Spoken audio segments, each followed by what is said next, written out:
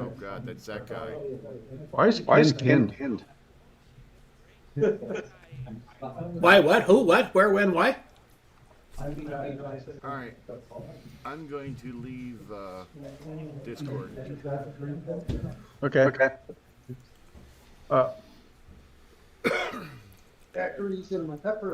Am I in charge of the show today? Is that why I got pinned?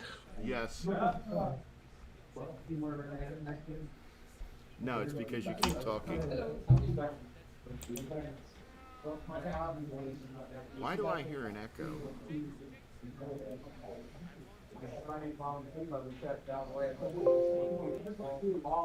Do I have an echo? Nope.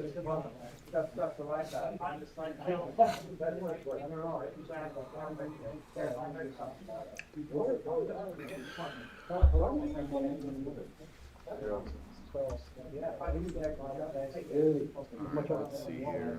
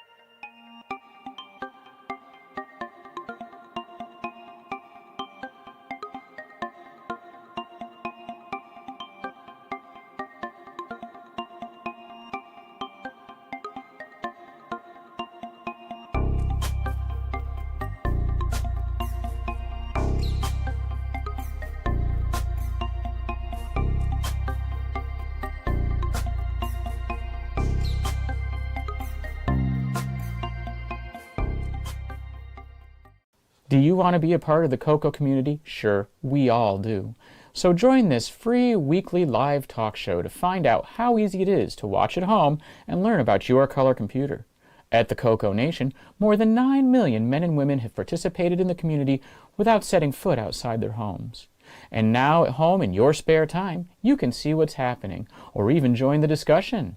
Choose from any one of these segments: panel intros, project updates, acquisitions, CoCo Thoughts, featured interviews and events, the Game On Challenge, news, Ron's Garage, CoCo commercials, show coverage, panel goodbyes, or you can join one of our extra shows. You can choose from the Game On Challenge Live or CoCo Tech.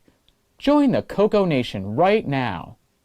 Click the link for the free information TJB Chris spoke about. Then decide if you want to watch the CoCoNation Live Show, the world's leading live weekly talk show featuring the Tandy Color computer, its siblings, cousins, and redheaded stepchildren. Visit thecoconation.com. There is no obligation and no salesman will visit you.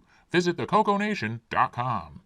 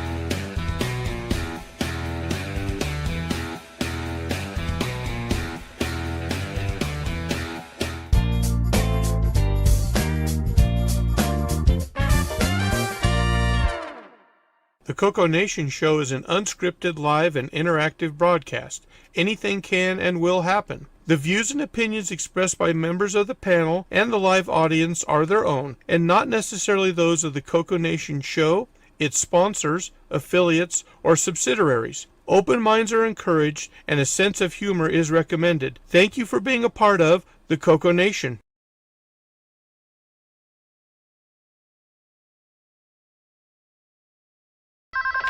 Radio Shack? Okay. What? The 80s called.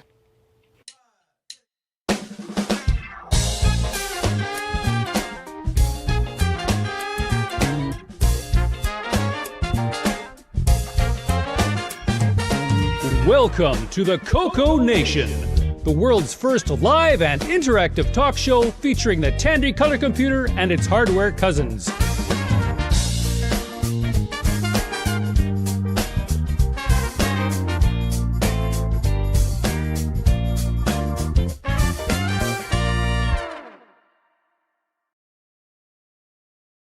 Cake cutting, we'll turn it on. Yeah. All right. Ha, that's better. Welcome to episode 462 of the CoCoNation. Our main button pusher, MarcB, is at CoCoFEST, so you've got me as your chief button pusher. Yes, me, Sloopy. Hi, everyone. Welcome to the special CoCoFEST edition of the Game On Challenge Live. No, wait, wrong show. My bad. Of the CoCoNation. Sorry, I'm not used to being this high up the hierarchy. So, let's say hello to our people that are here and away. And let's see here. Huh? Everything look good on the stream? Because I don't want to go and switch to the stream and have my computer go kaput. Yeah, we still got a lot of sound coming through Mark's microphone. Well, somebody else, he turned his off. There. Well, it was coming before. It was coming through both CoCoFEST and Mark, and then it was just coming through Mark, which wasn't as bad, but still. Yeah, he was giving echoes of Sloopy proportions. So everything sounds all right now? That's because there's nothing in between the ears. Ah, echo chamber. Let's see here. Someone's saying that I am not easy to hear, so let's...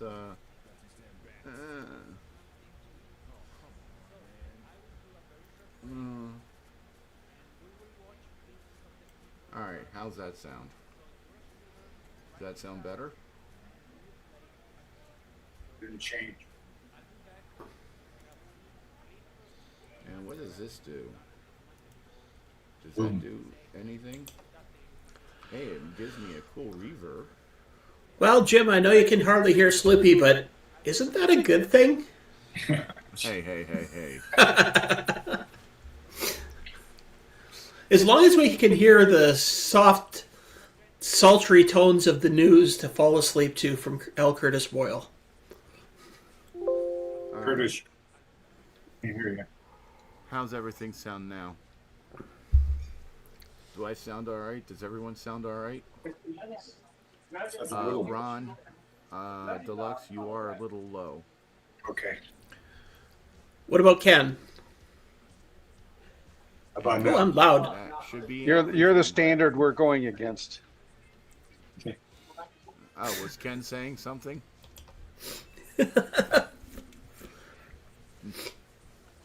All right, so let's get to. Let's see here. Where's the script, or at least the outline? I don't seem to have one. Yeah, I usually write one about 2 minutes before the show. Oh. Scripts? We don't need those stinking scripts. So, all right, let's go and say hello to our people who have shown up. Shown up. We're gonna start right here with the first person that showed up on the Zoom meeting. Ron Delvaux. Greetings. Hey, how's everybody? Wish I was out there, but I'm here in Fountain Hills, Arizona, where it's balmy. Enjoying the show from here. Yeah, we all wish we were there. So next over is Wingnut, but is Wingnut there? I'm here. Good afternoon. I'm happy to be here, and hopefully we'll see some intriguing things. Is there a reason we can't see your face? Yes, because I'm using a different computer. My other computer is tied up doing something that I would normally be on, so I have my camera on my ham radio gear. When you kind of see me from the other side, you'll see the ham radio gear in the back. I have a camera kind of wedged between two radios, so this is how it'd have to look for you to see me directly. Okay. That's good. So then, continuing on, we have that great Canadian, the man, the myth, the legend, Ken Waters of Canadian Retro Things. Oh, Jesus. I thought you were introducing Curtis. Okay. Well, hi. I got my coffee. I'm ready to go. Yeah, I just realized my drink is empty, so as soon as chance I get, I'm going to run up and get a drink. Then continuing on, we have the man of the hour, the man that everybody loves, L. Curtis Boyle,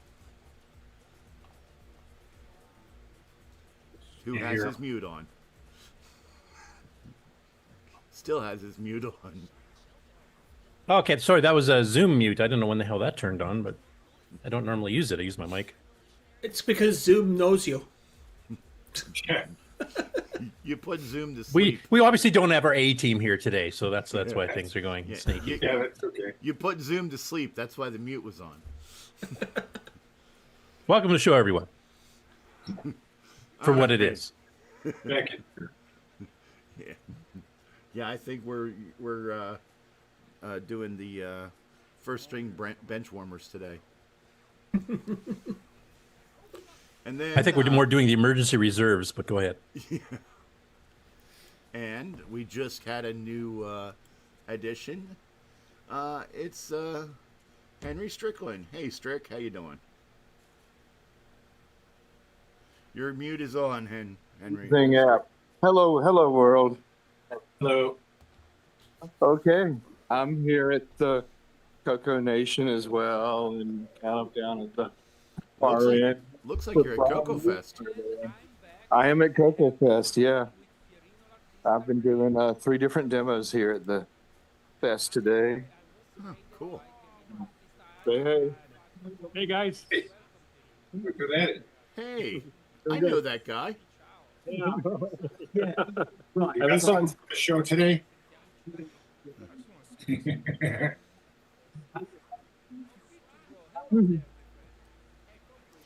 So. And I just saw the big Dino Wars poster we went and got from Robert. Ooh, and signed by Robert Kilgus. Yeah. Okay, and as you know, there was one person left still to announce, and that is MarcB, the chief button pusher, who is at CoCoFEST. Hello. You know what? We don't have a long enough arm here. Where is he? I also like to mention that somewhere there is a picture of Tony Bennett's daughter with that Dino Wars poster. Yeah. Oh, that's right. I forgot about that. Yeah. And a wedding party. And a wedding party. My wedding's coming up. Can I borrow it? Boy, it works so probably much get better if I was shot. unmuted. Yeah, you're going to get shot. So coming up here shortly, we're going to have the cake cutting ceremony. Just to give you some close-ups, we have some cupcakes, the actual cake itself. Oh, look at that. Oh, wow, look at that.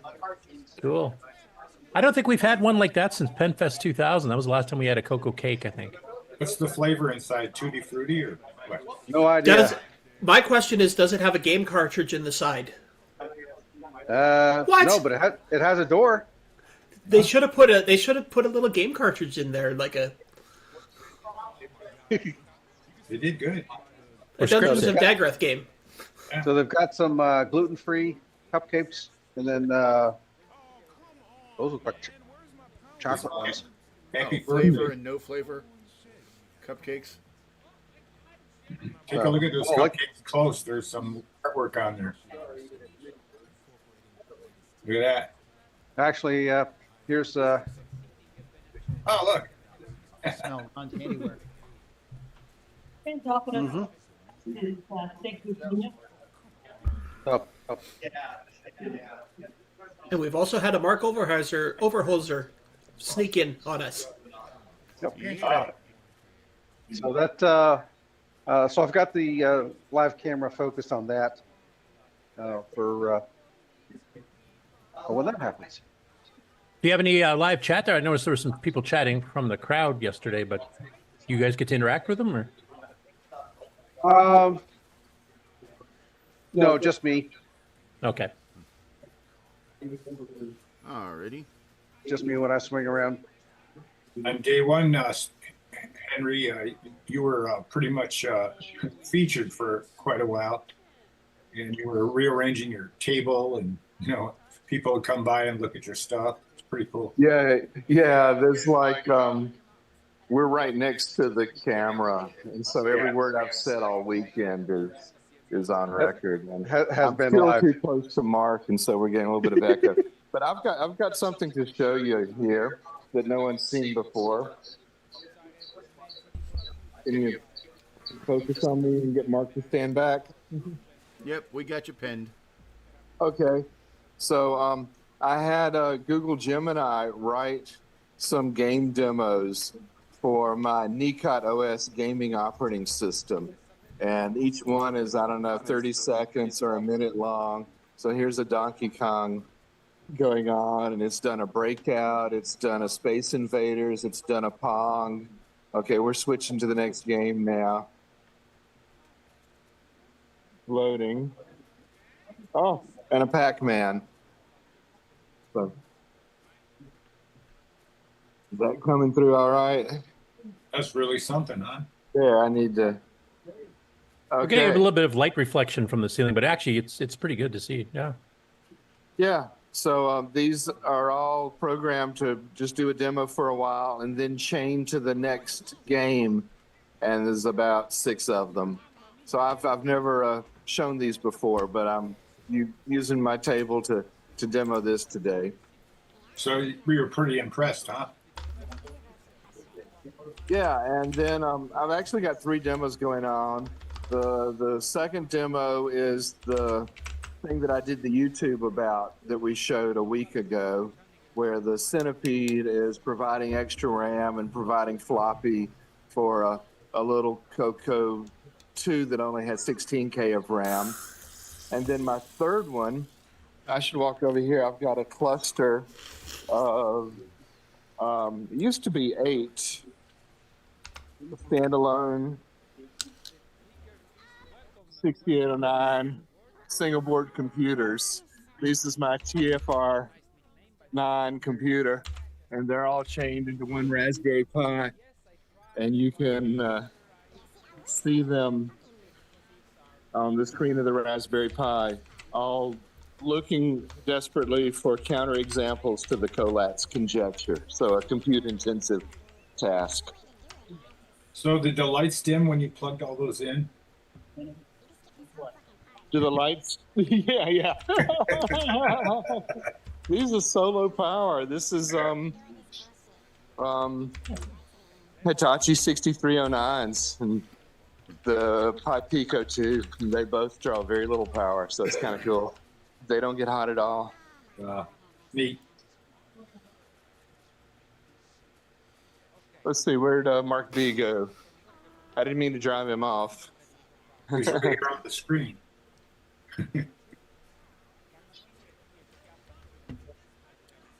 He had to go let people in. Yeah. All right, while they're searching for him, let's say hello to the fine people in our chat. Let's see here. Let's scroll back up to the beginning. And we have Wayne Campbell on his big TV. Hi. Tom Eric Gunderson, 8 Bits in the Basement, and Jim Rye, Coco Living, and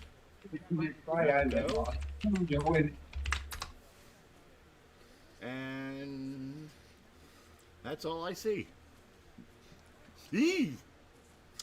I have a very big Ken on my screen right now. Yeah, that's pretty scary. Yeah, Zoom is oddly specific in their Goes thing. well with the CoCo3. So let's see here. My Have y'all seen this yet? Tell CoCoNation what you're doing here.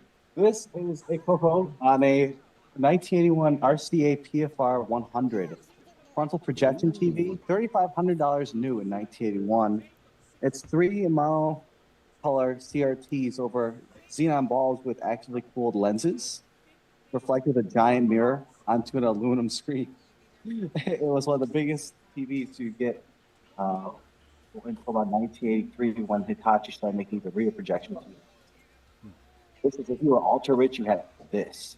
And where'd you get it? This is from some hoarder guy's basement in Crystal Lake. It's been sitting for 30 years until yesterday. I just got this yesterday. Cleaned it, turned it on, and used it for the first time. I have seen one of them when they were actually being used as a current device.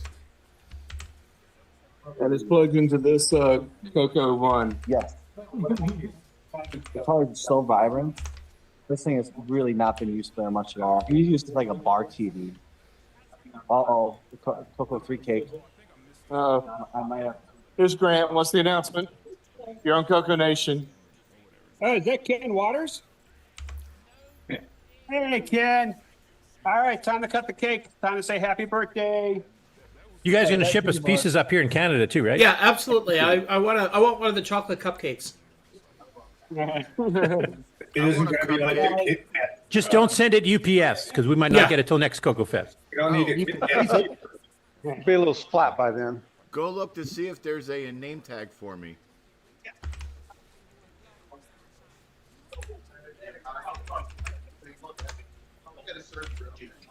All right.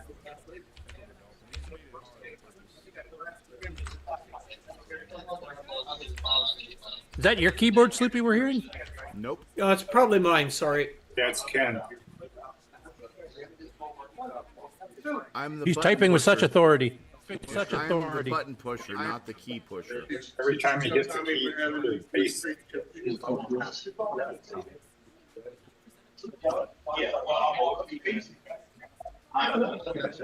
That Coco man back there? Yeah. That's Jason back there against the wall. Get his butt up. Yep. Looks like he's busy making money. And Rick there in front of him. Well, across the aisle from him. And hey, there's a shiny spot. Oh no, that's MarcB. That's his head. Yeah. Get away from front of the camera. Well, there's the Rick Adams. Yeah, that's what I Cool. just said. Yeah, see, Hi, Rick. There's Jim. Have Rick Adams come over and talk to him. Hey, I know that guy. I just saw him last week. Just saw Grant Blato across the screen too. Yeah. All right. I don't know how much we'll see on the live, but I'm going to get closer. And... Hey, are you supposed to be going through there between those tables? Yeah. Yeah. By the way, I took over your table. That's fine. We kind of, me and the other guy, we kind of split it a bit. That's perfectly fine. So I have a question. Does the Coco cake have a GIMEZ in it? No, I don't think so. I think we need to open it up and find out. So I think back in the old days, we used to have that thing where you'd wrap little coins in like plastic, and kids would get the cake and they'd get a little bit of money, type thing. It's kind of a free gift there, where you could throw in like a GIMEZ as a door prize or something in the cake. Well,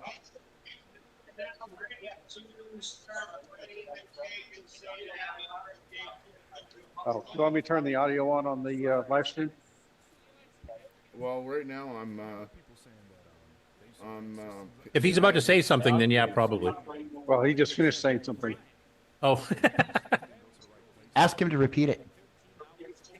Yeah. I'll turn it on, and I'll turn it off later when we're done with this. well, I have your cell phone pinned right now, so. Are we all going to sing happy birthday?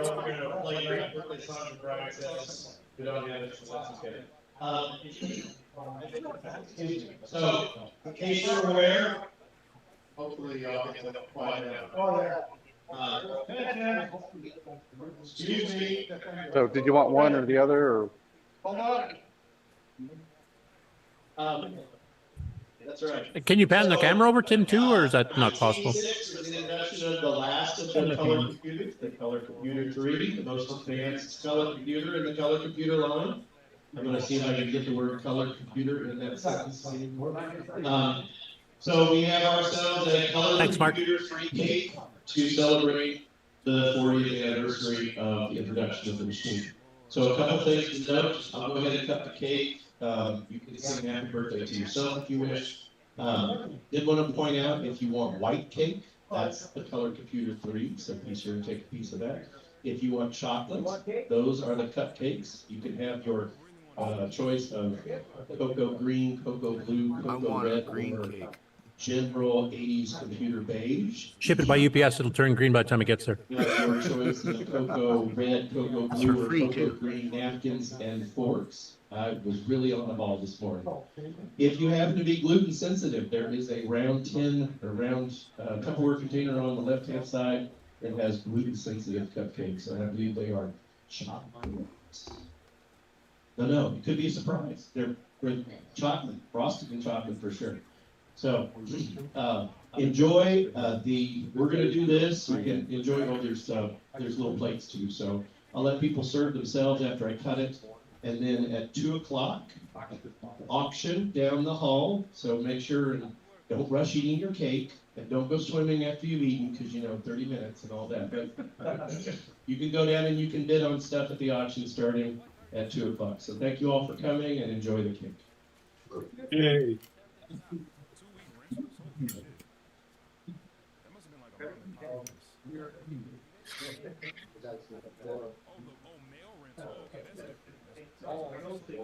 I see John, Brian Schubring. My controls are backwards. So, trying to Is that find. Tim Linder? No, it's not. Never mind. No. Where's the cake? Is that Michael Think Hill? There it is. That's the younger people. Encouraging.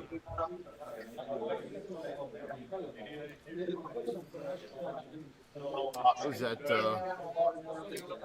Jim's daughter? I believe Yeah. so. She makes cupcakes and stuff, doesn't she? Yeah, You cut right through it. yeah, she does. You went She right through the has, power grown supply. quite a bit. I barely recognized her. And power source are good to make your bucket. I see Tony made it as well. Yep. And Jason? Yeah, And, Coco Man left. and Jason's brother's there also. Ken? Yes. Yeah, Ken showed. Haven't seen him yet. Hey, I didn't Tony. get a chance to watch the live stream much. Yeah, I saw him earlier. I don't want to so many so it's not even that many people. You can take more than one piece if you wish. You can't take more than one piece. You have to send them up to us. I wish I could take more than one piece. Being in the way is one of my mini services. I'd be happy with just one piece.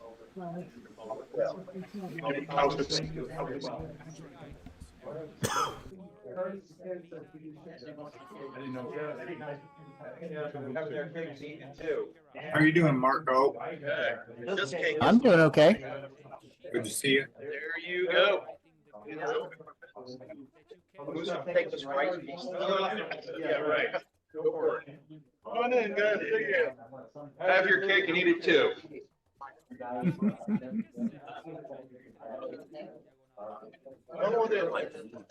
All right. Well, this is the crowd. Is that the other Henry there in the red shirt? Yeah. Henry Reitfeld? Yeah, he drove down from Canada. Yeah. There's Jeff. Who's the guy with the black jacket and the CoCo?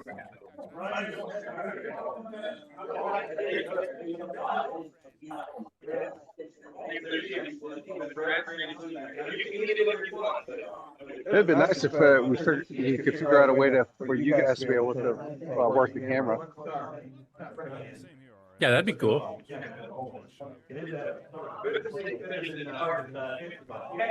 Actually, they do make systems like that. Yep. Essentially, you like a Raspberry Pi with control the servos and a web interface. Yeah, PTZ cameras. Yeah. Well, there's those too. Yeah, you should get one and then just mount it to the ceiling. All right. Well, I'm going to go grab my cake and go to the auction room and get it organized. Okay. Well, thanks for showing us the cake cutting ceremony. Okay. I'll probably be back on later if I can. All right. What's up? I was going to ask if anyone online. They've been watching me all week. Don't worry about it. Okay, Sloopy, Henry, you can take the show over again. So Henry wants to know if anybody saw where he put his glasses. I was not checking for that, sorry. All right.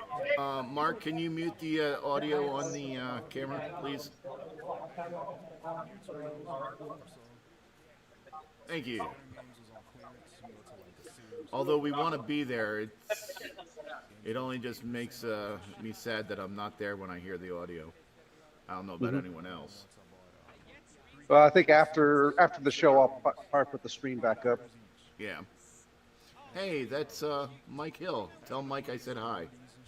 Or we all said hi. Yeah, I saw Brett Gordon earlier too, so. Yeah, I saw him too. Yeah. Right there in front of you. Hang on a second, There guys. he is.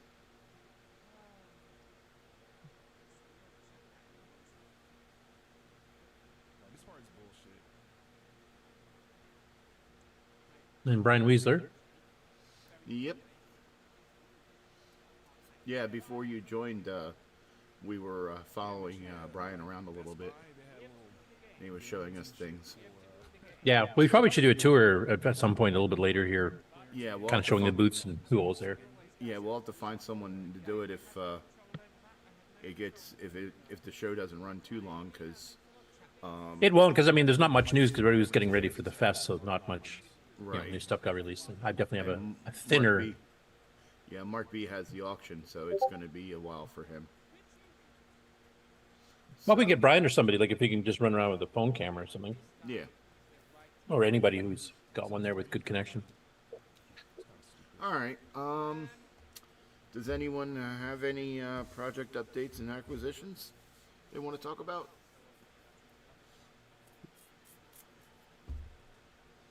Bueller. I don't. Bueller. All right. This is going to be exciting. It's going to be a short show. Yes, for the it actual is. content, I'm hoping we'll get some more stuff from the fest. All right. Bound to be What plenty else? of stuff. What else do we have?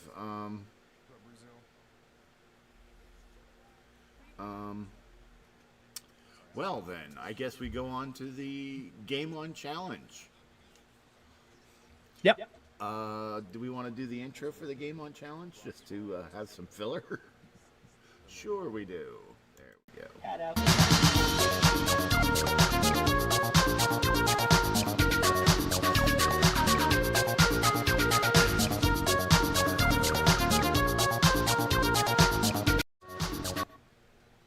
And game on. Ken, you're up. Yeah. Oh, what do you want me to talk about? The games we're playing, any other information. We're not doing a high score list this week because... No, we're not, because we're going for one more week on each of the games, an extra week. So, yeah, an extra week of playing Basic Pac-Man.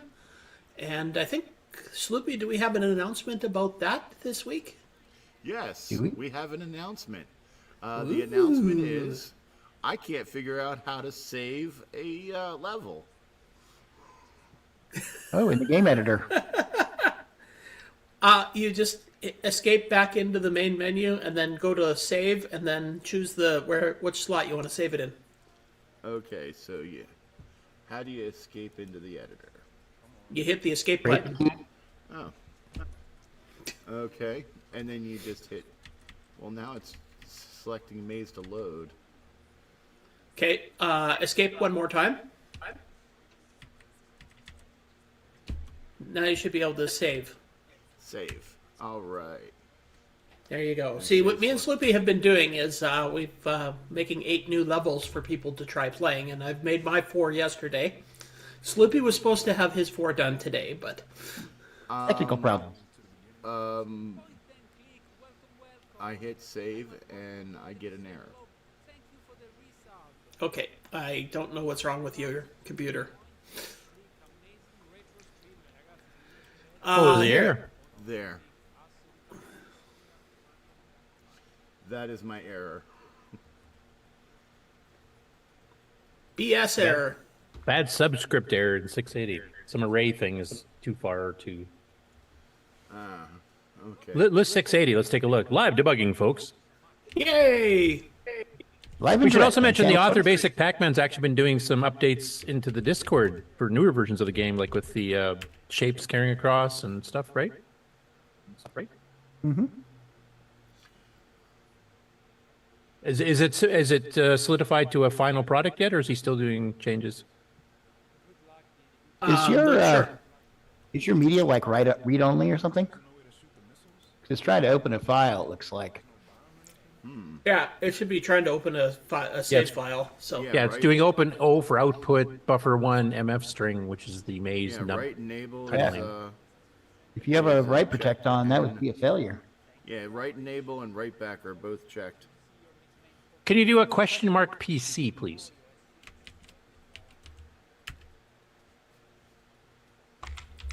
So it's trying to do PC equals RC of the 126th element of the RC array. I don't know if that is that big or not. I don't know the code well enough, but... Or at all, technically. Wow. But I would guess that's the part that's giving you the error, the very last part.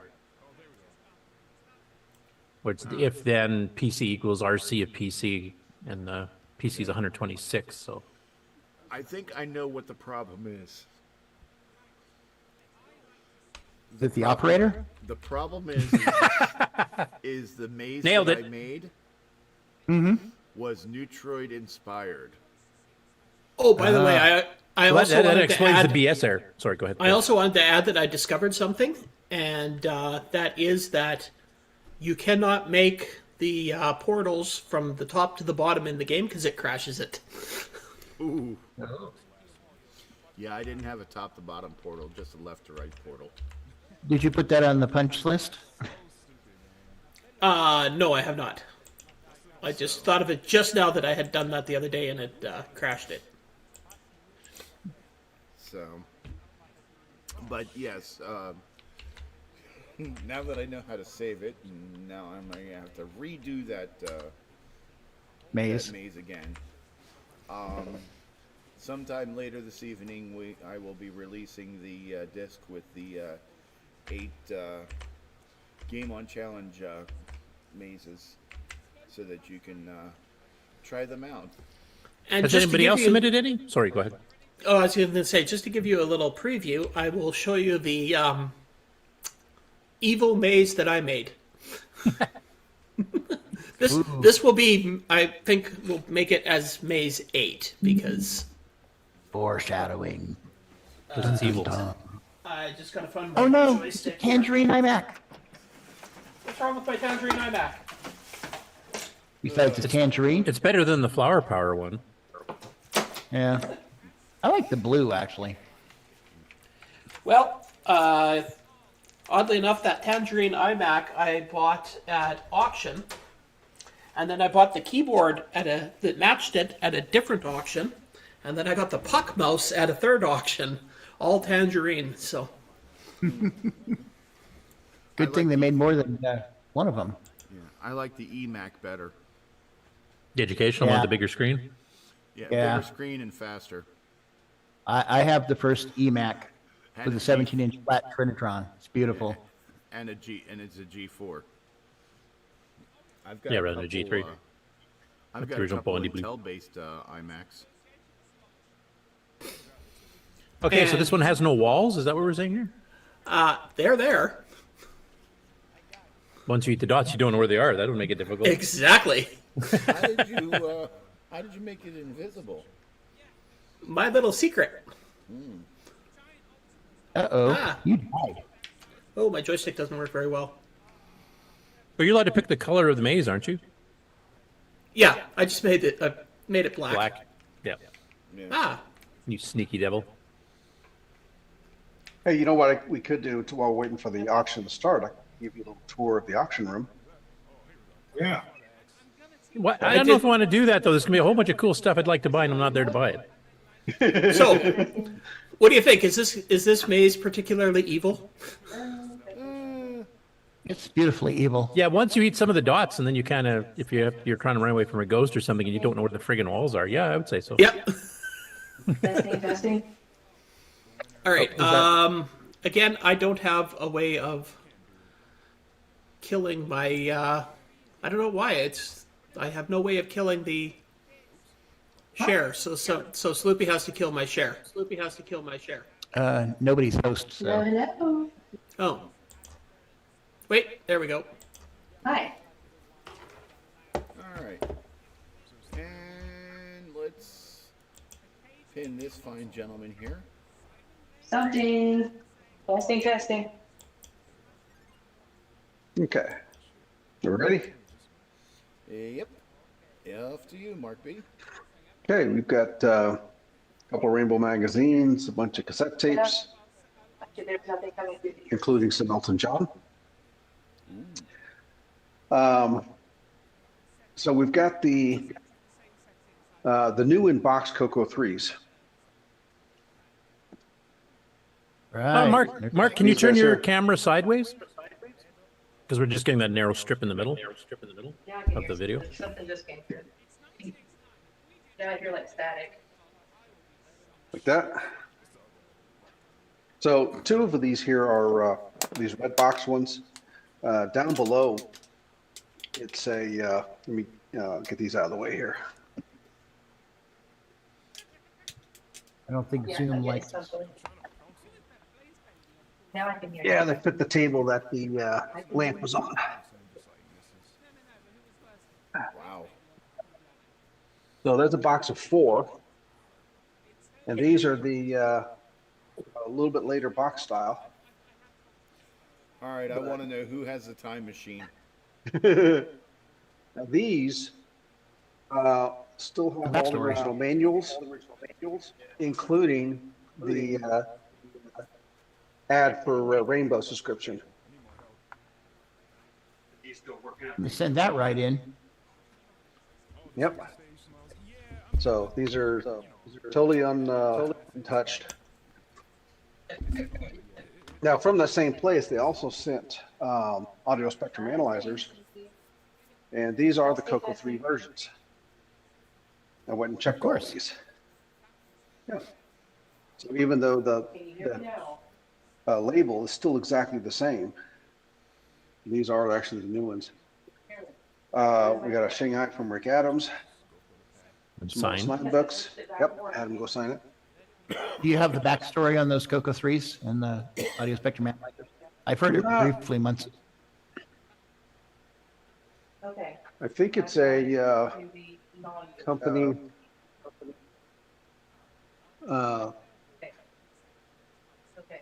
Oval Window Audio is where these came from, I think. Yeah, I they were think doing it was some. They were. They were delivering a purpose. It was a purpose machine set up for solving some problem. Yeah, they were doing the CoCo3s with the auto spectrum analyzer, and they also had these light kits where you take audio in and it drives 3 different, red, green, and blue. Yeah, low, medium, and high frequencies. Right. And these are still unassembled kits. They were called a color organ, is what Radio Shack called them. Right. And I think they were being paired together for whatever purpose. All right. Okay. Back to the software and books. So we got a CoCo2 or a CoCo3 or OS9 level 2 manual with discs, a level 1 manual, and the set of the Rainbow Guide with the second level, and then the basic 09 guide. And it wouldn't be an auction without having a color script set. The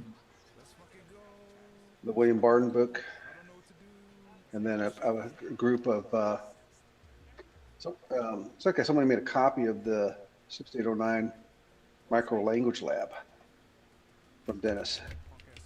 Oh, yeah, he actually sent some of those out a few years ago. I have one, and it's a photocopy of it. Yeah, because it normally comes with cassettes and stuff too, doesn't it? Just so Yep. you know.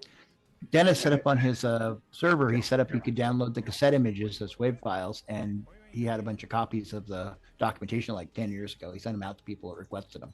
So I have the printed stuff and the WAV files. Okay. Yeah. Sorry, I had to answer a question. Okay, so we got that set. That's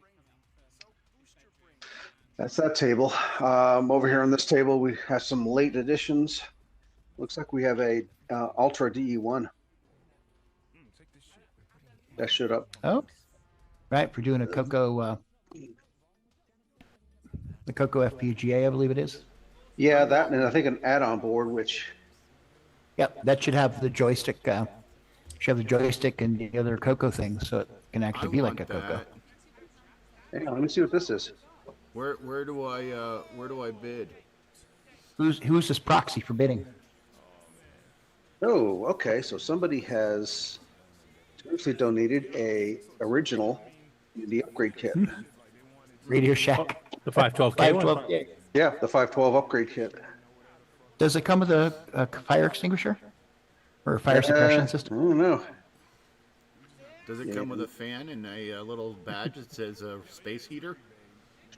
So oh, come on. They weren't quite that bad. It was the disto 1 megs when you stack 2 of those boards together that you really got heat. Oh, yeah. Slide that baby over there. So who are you walking around? That we keep seeing their feet. Oh, this is, I'm presuming this is Randy's significant other, who is helping set up the microphone that we're going to use in the auction. Hello. They had to John Strong, too. Yep. Hi, John. CoCoNation gang. Okay. Turn the camera up a little bit because you're showing us their feet. There, when you're see, looking there's at John.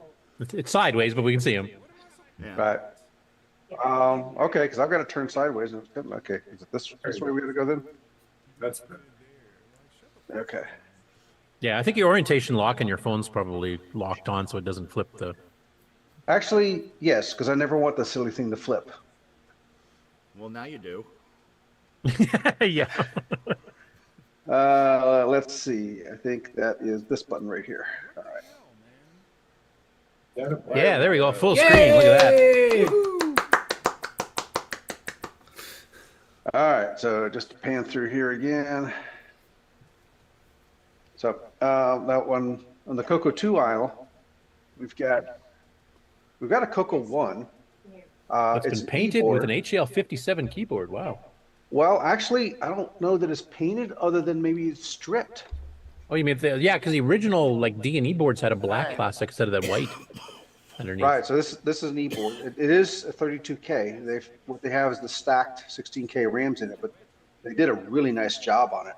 And judging by the positioning of the Radio Shack label and having the RAM badge, that's probably a D or E board, right? It is an e-board. It is an e-board. And it's got an aftermarket keyboard. HL57, yeah, I recognize that one. But what makes me think, so I think a dealer may have actually done this because his label is still on the back of it. Oh, Delk, I remember they used to advertise in Rainbow, I think. Yeah. So I wonder if they did that, because there's also a lowercase mod done to it. Yeah, with the switches. Yeah, that's what the switch is.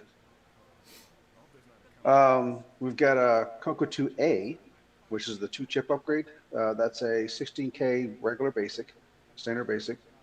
The CoCo2, older one, that's the same thing, standard basic, 16K, and then a Canadian CoCo2, 64K otherwise stock. Does it Where say they spell color? CoCo color, correct?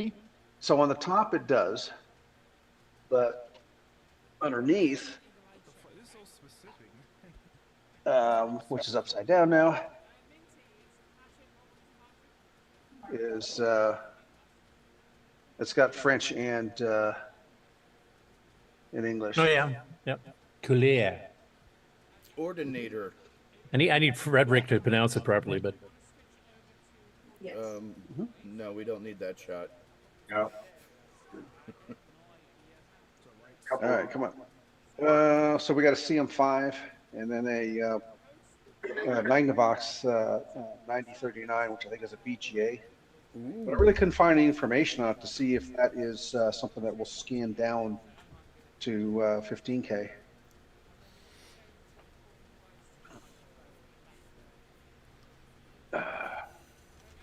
So we got a tape deck. It actually works. Sounds good. And a Y cable looks like? Yeah, and I really like how they did this Y cable, because you can't really see it on the camera, but on these connections here that always break, they've rubber coated them. Oh, nice. So they encapsulated that with some rubber, and then same way on the backside. Oops, on the backside. So this is one that's going to hold up. Rubber or silicone? Silicone, probably. Oh. It's a little bit tacky, but that's all. And we got wires, a couple of serial cables, a grab bag of connectors, and there's also a Uno R3 and one of the Uno Pro Minis included. A couple of project boxes, so a grab bag of connectors. Oops, aim this so you can see it here. Then a bunch of DINs, DIN 6s, and a serial cable. So DIN 6 would be the joysticks, right? Right, DIN 6 is the joysticks, and DIN 4 was like a printer cable. Any of those Black Beauties TDP 100s? No. There are some aluminum stick, plastic sticks. Some are Tandy branded. Some are Radio Shack branded. Yeah, the Radio Shack silver ones is the one I originally had, and then I chopped the one off and I had my sawed-off shotgun joystick. Mm-hmm. Basically a thumb And pad. These are courtesy of Brian Weisler. We have a couple of trunking scanners.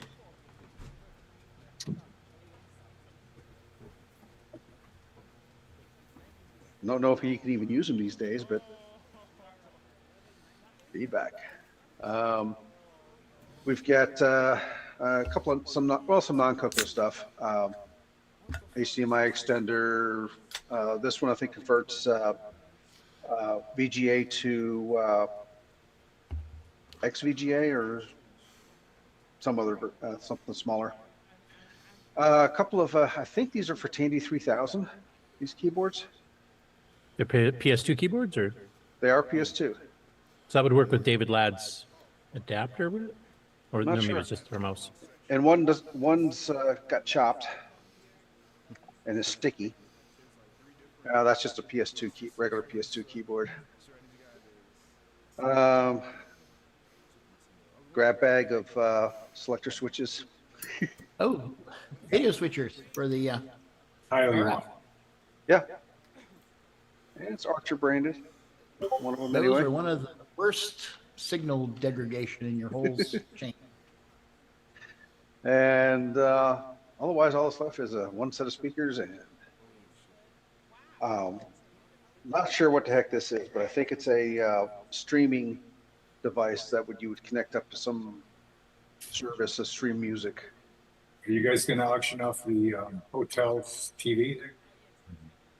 We might have to.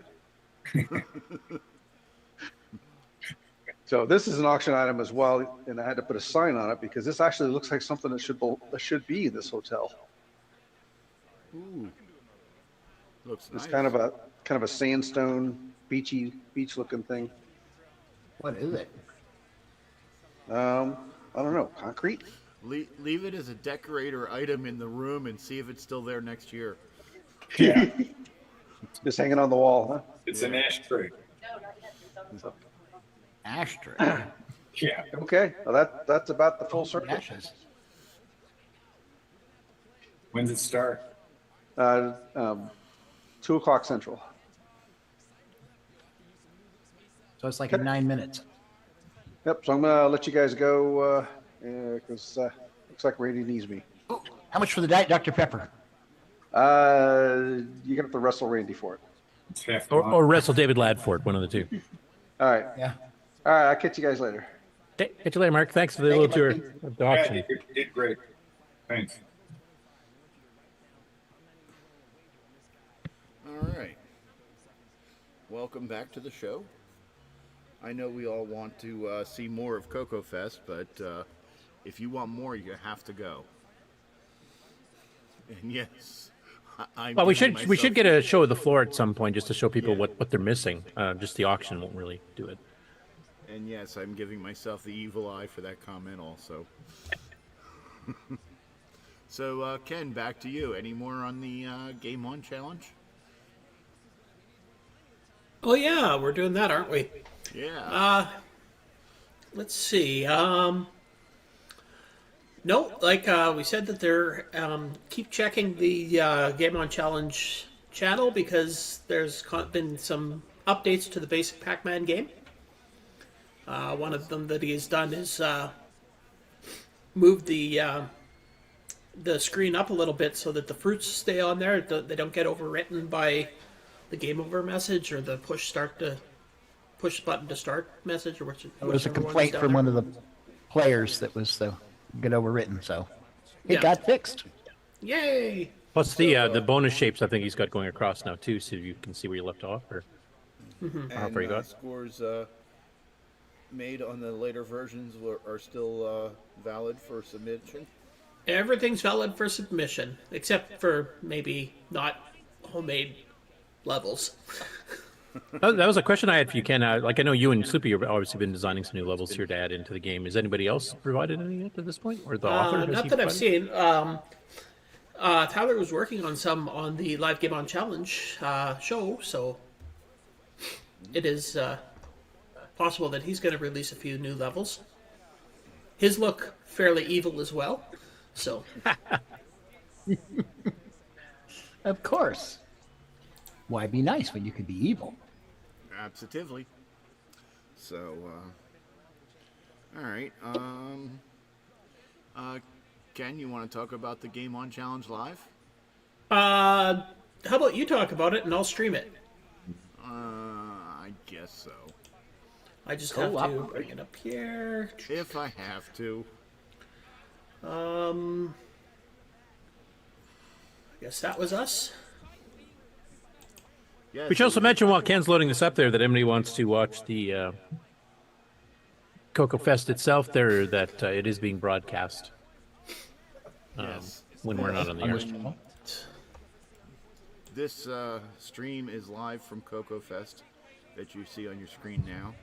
And when we're not having the CoCoNation show, it is being broadcast live here on Twitch and YouTube. On the CoCoNation channel. I can't remember, are they doing it through the Glenside channel as well? Are they doing a dual stream, or?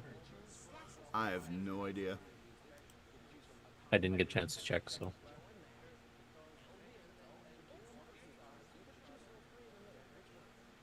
All right, well, there it is. There is the live Game On Challenge show.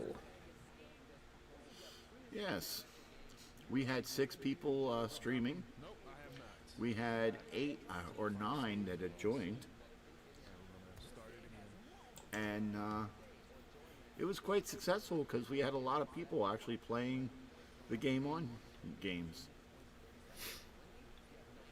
And here's a part where you can see us playing with the maze editors. Yes. Trying to mess up the game.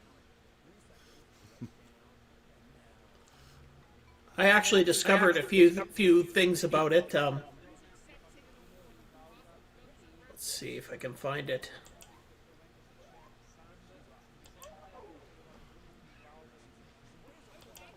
Okay, so here I made a maze that traps the ghosts, just to see what would happen. If you on the top corner there. So, as you can see, the ghosts can't be trapped. They just leave. Well, they're ghosts. They can go through walls. Exactly. They can move right through the wall. But, interesting enough, the wall is still there. So, you can't go in there, but the ghosts can go through it. They just overwrite the wall. And so if you're thinking about cheating that way...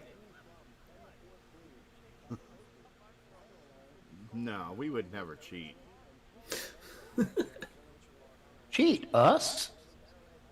Just out of curiosity, but did anybody get a chance to try GIMEX or GIMEZ triple speed poke on the Pac-Man game and see how much that changes the speed? I have not.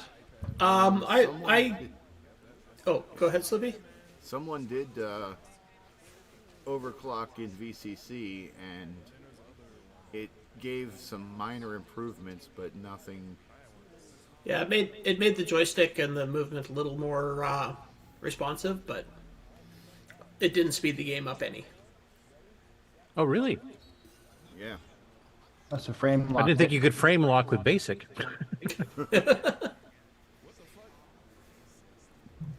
Because I also boosted the VCC clock up to the maximum, and yeah, it didn't really do anything. Yeah, I wonder if that's a VCC thing. Like I would have figured it would have sped up. Yeah, it's a VCC thing because I let it run free in extra, and everything was just like too fast. Oh, interesting. So I was curious if anybody who has the real hardware for doing the triple speed, if that made a difference or how much of a difference it made. Marco, don't you have something? Yeah, I do. I didn't try it though. I had worship practice on Thursday night, so I didn't. Oh, and you can see there that Sloopy's game crashed on him in the bottom corner there. Yep. He actually ends up eating all the dots off this level, and it never lets him go. Yeah, Never left him. Huh? But it left the G and the R from game over on the screen, and yeah, it wasn't loading it wasn't reloading the maze. So we're just actually having a lot of fun on the live Game On Challenge, finding different ways to break the game.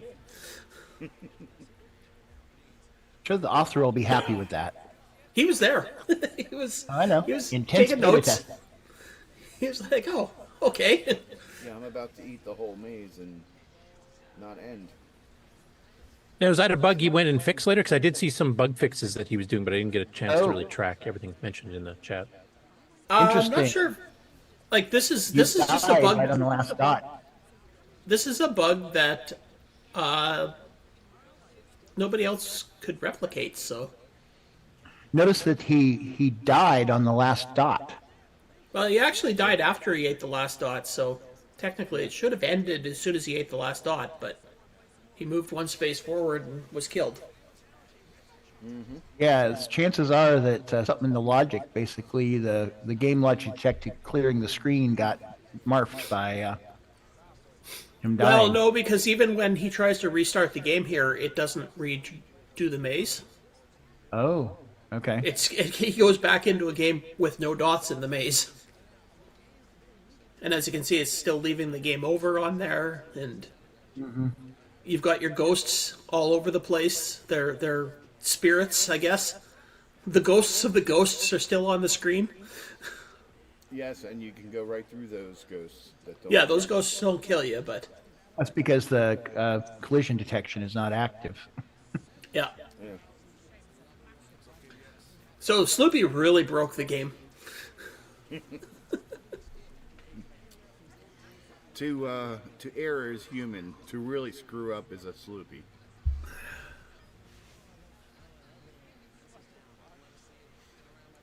And was the author still on at the time at this that he saw that and maybe went to try to fix the bug? Or? Yeah, he was the bottom corner one there. Yeah, he basically said that for some reason the file system wasn't working the way it's supposed to, and that he wasn't sure what was going on.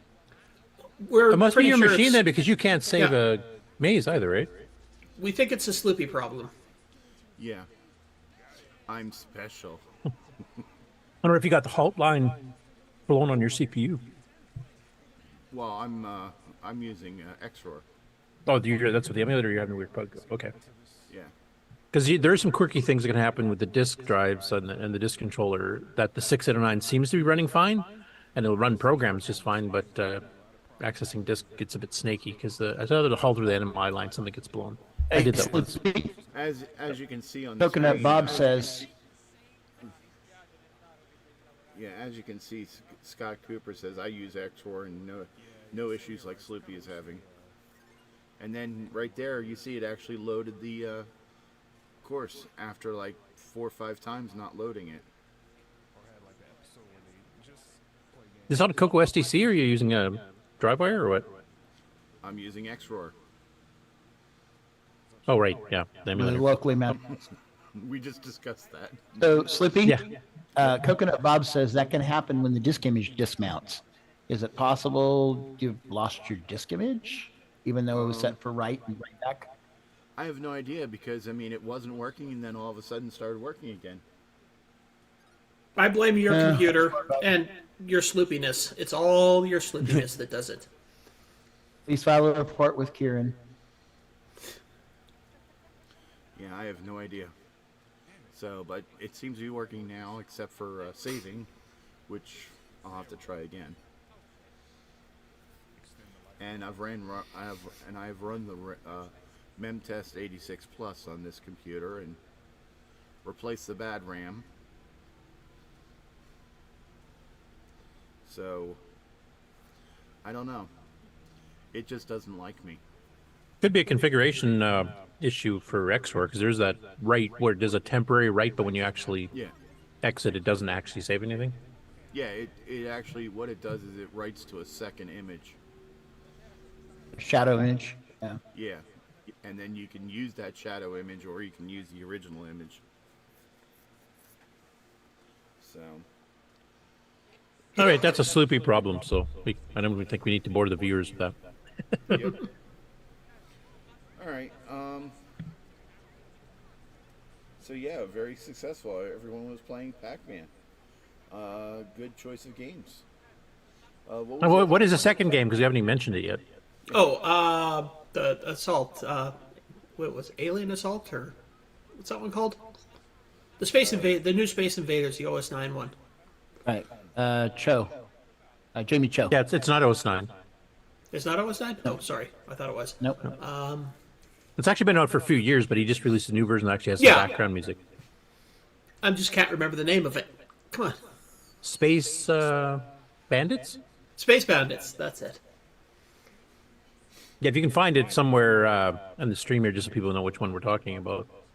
But those who already have Space Bandits, when Jamie originally released it a few years back, should go get the new one. It's a 512K CoCo3.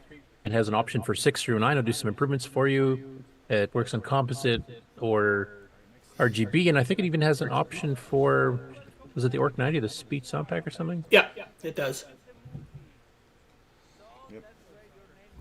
And I think Jim Did Rye you was play it trying on to the play with stream, that. He tried to play with that on VCC. I'm not sure. I actually stopped paying attention to Jim's feed, so I don't know what happened. Yeah, it shows at the beginning.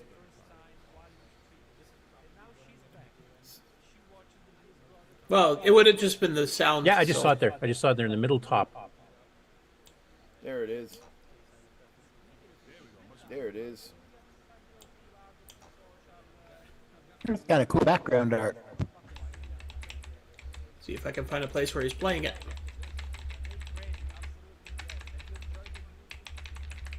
He's typing with such authority, folks. No, I'm fast forwarding. Trying to find a place where he's playing the game. And my internet's not keeping up anymore. You should be able to drag the slider across. Just I know. Like I'm just let hover. I thought that I would only have to go forward about 10 or 15 seconds, but I've gone forward like 4 or 5 minutes. And... Oh. So back on Sloopy's issue, Mr. Jack Spleen says it sounds like he's losing his disc. The disc getting unmounted. A little bit forward. There you go. There we go. There's some gameplay.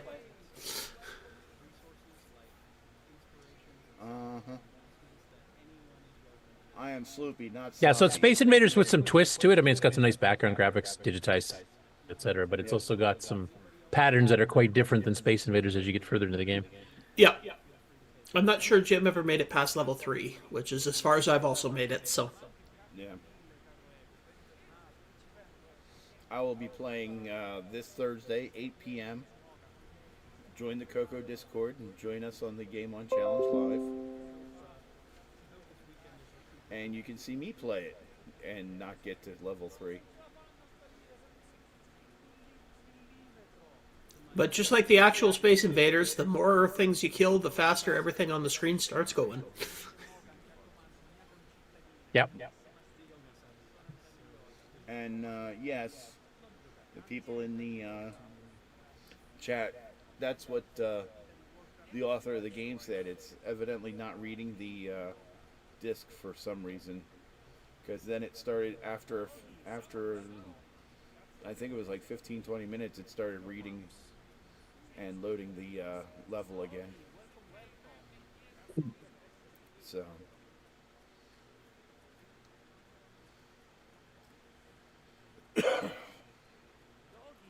and make sure that why aren't you on the Game On Challenge Live? I just wasn't playing. Yeah. Yeah, let's see if I killed this screen. Is it going to end my feed? I purposely showed up just so Sloopy wouldn't yell at me this week. Haha. That is so weird that, is anybody else having that problem that when you share your screen, the only way to end it is to kill the screen you're sharing? Nope, my stop share is still showing up, but... Oh. I usually move my mouse pointer to the top of the screen, and then I'll get the little drop down from Zoom that says, kill sharing or whatever. I tried that and nothing came up. So. Yeah, I have a little thing that says end share. Yeah, there used to be a nice little button up there that clicked, it ended up. the share, but now it's completely disappeared on me. So I guess that's your burden to carry. It is. Just like I have to make sure that everything I have is in a separate window so that I can kill the whole thing. Yeah, just like my issues with playing games. So,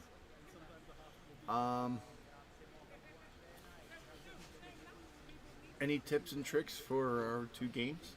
Yeah, well, let's see. Tips and tricks for Pac-Man. Well, it's Pac-Man, so.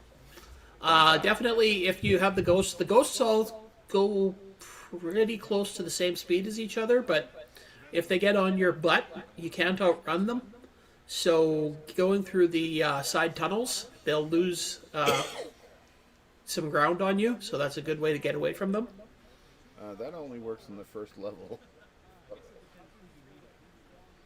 think it was the second or third level that I got to that didn't work so well. Well, I don't know. I think I got to level 4. So, anyways, that's the only thing I can think of anyway. So. Yep. And in the other game, any tips and tricks? Well, you can't play it like you play your classic Space Invaders.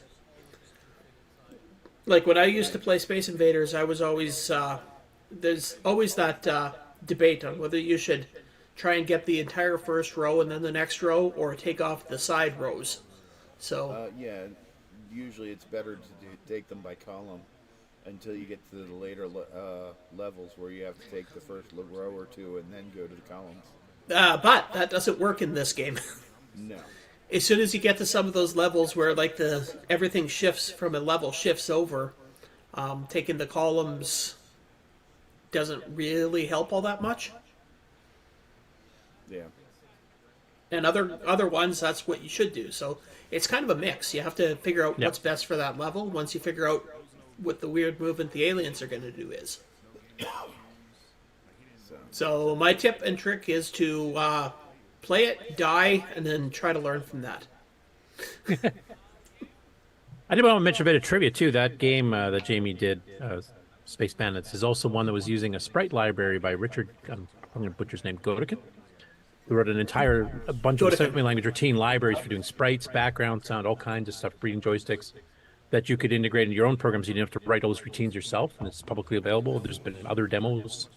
Like there's a Mario Brothers side-scrolling demo that goes through. It's not playable, but you can actually see the graphics. So it's capable of doing quite a few pretty cool things, and you don't have to write all that machine language code yourself. So I know that's probably not that well known, especially with people who join the CoCo community later, because that was written like 10, 15 years ago.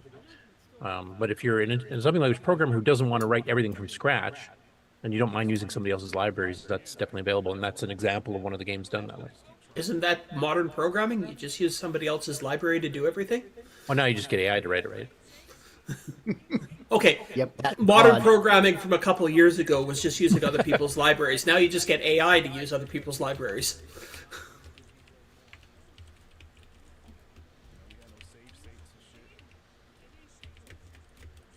Hey, that's the 2 games for yet another week, right? Yep. So it'll be this week. Basic Pac-Man is ending, and Space Bandits is going for 2 more weeks. Yep. All right. Now, what's next? We did the game one, and we did the. Well, I could use a nap, so. And we did the. Oh, it's nap time. So let's. Or do you want a commercial break first? Yeah, we haven't had one. Oh, yeah, I guess we could do that. If Sloopy can figure out how to do the commercials. Ken, pick a number 0, 1, 2, 3, 4. 3.75. Rounded to 4. Do an Good enough. absolute value.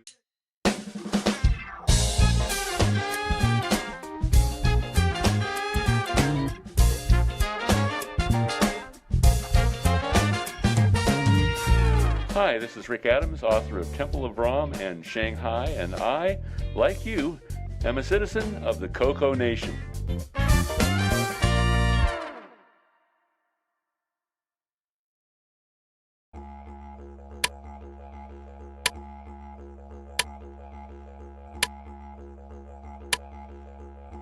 This is not the Joey cereal switch. This is the Joey cereal switch. Control up to 3 cereal devices. Order yours today at cocoman.biz. The music is back.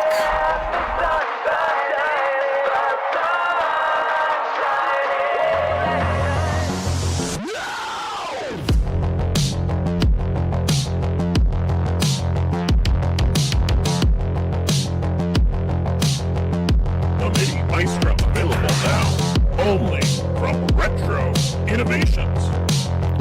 Go the number 4 retro.com.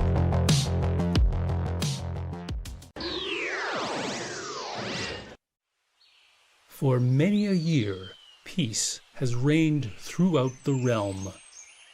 In the forest, nothing but ruins of an ancient fortress remain to fuel the myth of the evil wizard.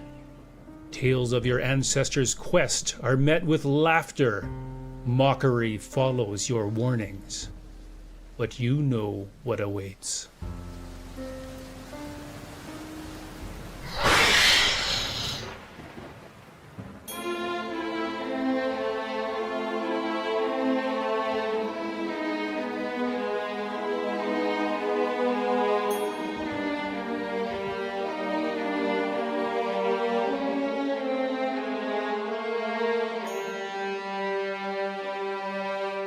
Are you ready?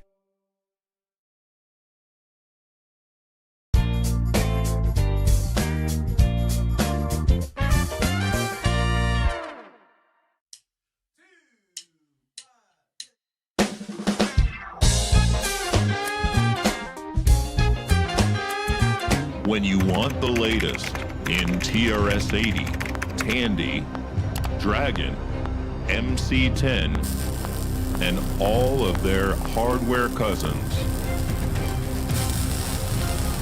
No matter what it takes, or where news breaks, from around the world to your nation. The CoCoNation News with L. Curtis Boyle.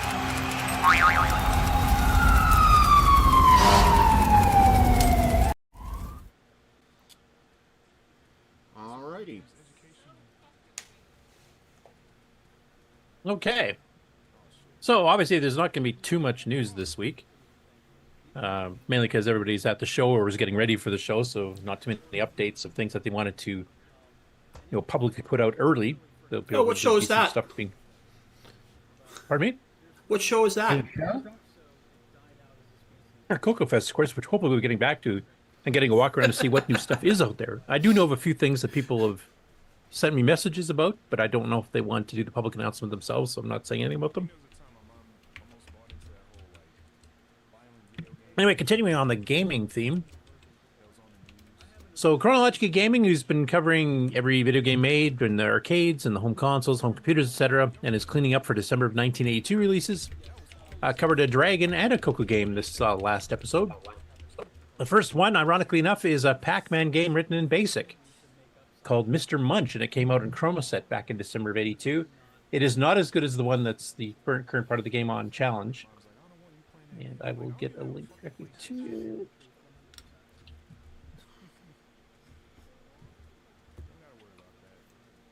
Our next game release is on the TRS-80 Color. You guys getting the sound there? Just want to make sure I showed it properly. Mr. Munch. Mr. Munch. And with a name like Munch, you have an idea of what we're getting into. We've seen lots of video games with the title of Yeah, I'll Munch. skip the intro part here, but... And then I really didn't want to show that screenshot just yet. It gives away the fun of Mr. Munch. Now, I am playing Mr. So this is written in Munch. BASIC. This is without the speed up poke, I Really will close by mention right ghost. now. It doesn't look like I have... P-Mode 4 Wait, graphics. there's only one ghost. And in BASIC with Where's the single other speed, ghosts? it's basically... And I'm When they already wrote gone. it, they tried to make it, Man, that didn't take long at all. try to run it a semi-decent clip, so they This basically is left it with arcade one based game. ghost. It is the 312th Because it was going to be a bit too overpowering to put all four in there. seen on Chronologically Gaming. Like a And wireframe. 178th. Yeah, it doesn't even animate the Pac-Man except you're changing the direction of the orientation. It does have the little cherry shape, though. 15th. And I do have to say, the person, just like the one we're playing for the game on Challenge here, does have some pretty good representations of some of the musical bits as you play, done in BASIC with a play command. So that was one thing I didn't mind about this particular one, but it's pretty slow. Now, I think with a speed up poke, even the regular one, it would help a bit, fair bit. True, you could speed it up just a little bit, but some of the other games that would, So you can do that. at least they give me a The ghost ghost seems just to move homes in pretty quick directly once on you, you. eat Man, a that's power rough. pellet. Yes, Marshall's calling it the saddest Pac-Man ever, and someone's already giving it ratings of Yeah, it 2 didn't get or high 1.5. ratings. We're already getting really low ratings. So to put into context, of all the games we've seen across all Anyway, platforms. you can have the full review and the final rating that he chose based partly on his own rating of the game, and then also, as he usually does, he takes some consideration from the people in their chat. They have a live chat during the show, just like we do when he does his weekly show, and you can put in your own comments, and he reads the comments just like we do as well. So it's an interactive show, just like us. And the other one he did was the Dragon version of Planet Invasion, which was originally from Spectral Associates for the CoCo, and then they did the not port, but they did add a few things to it. They changed the color set because, of course, the Dragon doesn't have artifacting colors, at least not in PAL land. So they basically changed the color set to the white background one. I'll let you guys judge how that looks. And they also added in a bunch of instructions, which he didn't show here except for the screen asking if you want to read them. That was something Microdeal did quite a bit. Rather than you having instructions strictly based on a manual or a pamphlet that you got with the game, they quite often added these screens to American or Canadian or Australian-based games so that you had some instructions just from loading the program itself, if the program had enough room to do it, of course. And then you actually had instructions there, which actually was not a bad idea. And it was especially nice for us pirates, archival backup people, because then you didn't have to try to figure out all the controls and stuff because it would just tell you on the screen. I do like the artwork. Microdeal did pretty good artwork for it, and they did with most of theirs. It would look better than the American artwork, or Canadian or Australian artwork, honestly, most of the time. Invasion. Let's check it out together. Otherwise known as Color Planet Invasion, and we already saw this on the TRS-80 color computer. This is the 43rd Dragon 32. I will not give you the experience of what it would really be like to play these games in 1980. That Ken typing or somebody else this time? We've already played the game, so we're not going to go through instructions. It has pages and pages of instructions. We'll say no. That was Ken. I'm muted, so it wasn't me. Oh man, but the control is too. So anyway, you can see here in P mode 3 instead of 4. It does get kind of fringing colors on the text there because the font for the numbers, for example, has not been changed. But the actual aliens and the playing and stuff actually doesn't look too bad. I mean, you could pass off the white as being an atmosphere or something, I guess. Of the flash on the screen. And it's not a bad clone of Defender. It doesn't have like the stretchy shots, and some of the sprites are quite a bit smaller than the original. But all the game elements are there. You got the different aliens. You get the ones that split apart, like the pods and swarmers and mutants and everything else. So it's pretty good as far as cloning Defender. And it plays at a nice quick speed. And on the CoCo, it only took 16K. But this was one of the early Spectral ports to the Dragon from Microdeal, who became the biggest third-party source of software, I think, for the Dragon itself. So gosh, look at that. But definitely go check out that review as well. And he's still going through December of 82. There's still some more CoCo stuff coming. So and you can compare with all the other games that are coming out at the same time here on a whole variety of platforms. After that, we had a couple game postings from Brian Palmer from Australia, who's been going through and typing in some of the stuff from some of the old CoCo magazines from Australia. They had the Australian CoCo, which are Australian Rainbow, which was mostly reprints from Rainbow here, but with a few Australian ones thrown in. And then they also had Australian CoCo, which I think was a kind of a separate thing on its own. So they had a couple magazines, even had one for the MC10 that ran for several years. We never had that up here in North America, as far as I know. A dedicated MC10 magazine. But anyway, he typed in a game. So the first one I'm showing here is a chess game, written in BASIC, written by a person named Nick Costarellis, not Nick Morendis, in 1984, and it's chess for two. So this is not where you're playing an AI. This is where you have two human players playing in P mode 4. But as you can see here, and this is showing some artifact colors, which on PAL, which Australia uses as well, probably would have been a bit more pure black and white. But you can see that the pieces here are fairly well drawn. Like this looks actually like a decent chess set. Nice. I don't know if it's stolen from one of the other ones, like Sargon or something, because I can't remember exactly what those look like. But I was pretty impressed with the shapes of the actual things here, and it runs on 16K of RAM. You don't need 32K, but you do need 2 human players.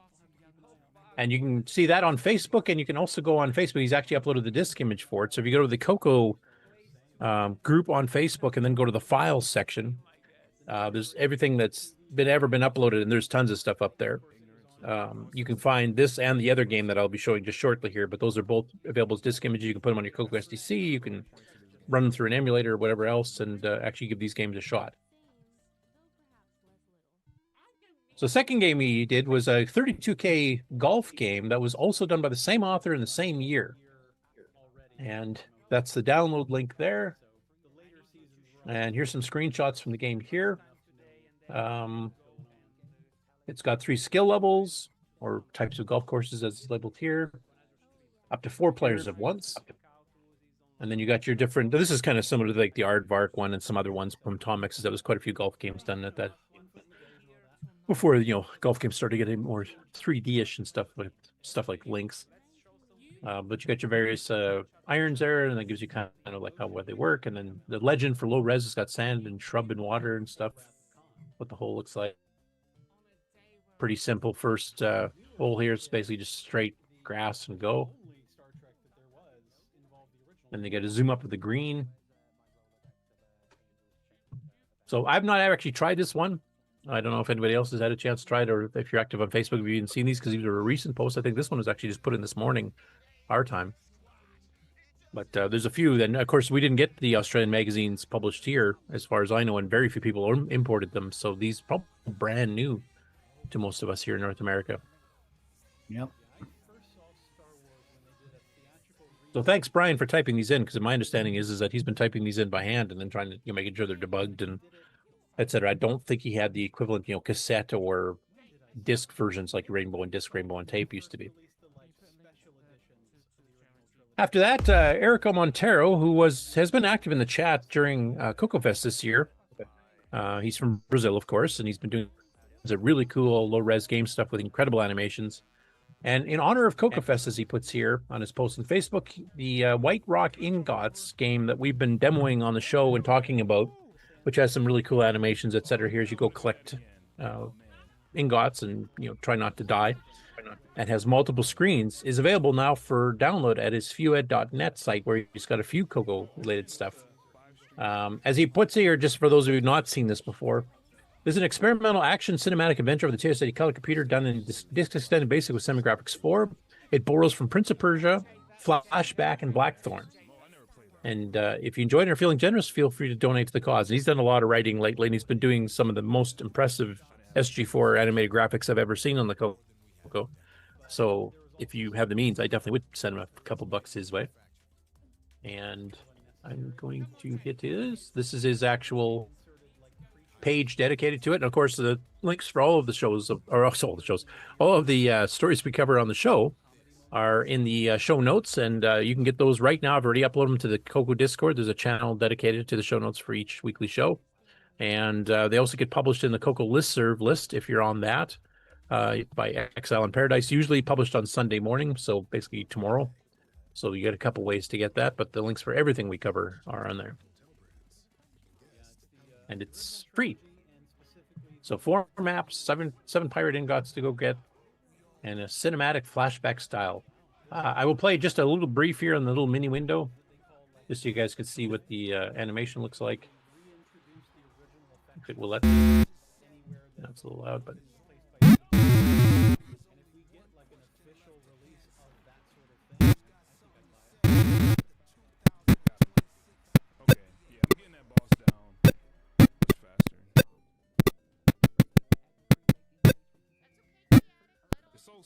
Anyway, it gives you just a little bit of a show. So it actually does look quite animated, considering the resolution at this point is 64 by 32 by 9 colors. That's pretty impressive. It actually gives you the feel of walking and climbing and stuff, which when you only get like 2 or 3 pixels for your character, that's pretty impressive. So that's what I have for games. So like I said, this, the news is going to be a bit short this week, mainly because everybody was getting ready for CoCoFEST. But that doesn't mean there was nothing. So let's switch over to the regular news now. And starting with the dragon for our friends over in the UK, so they don't have to stay up quite as late.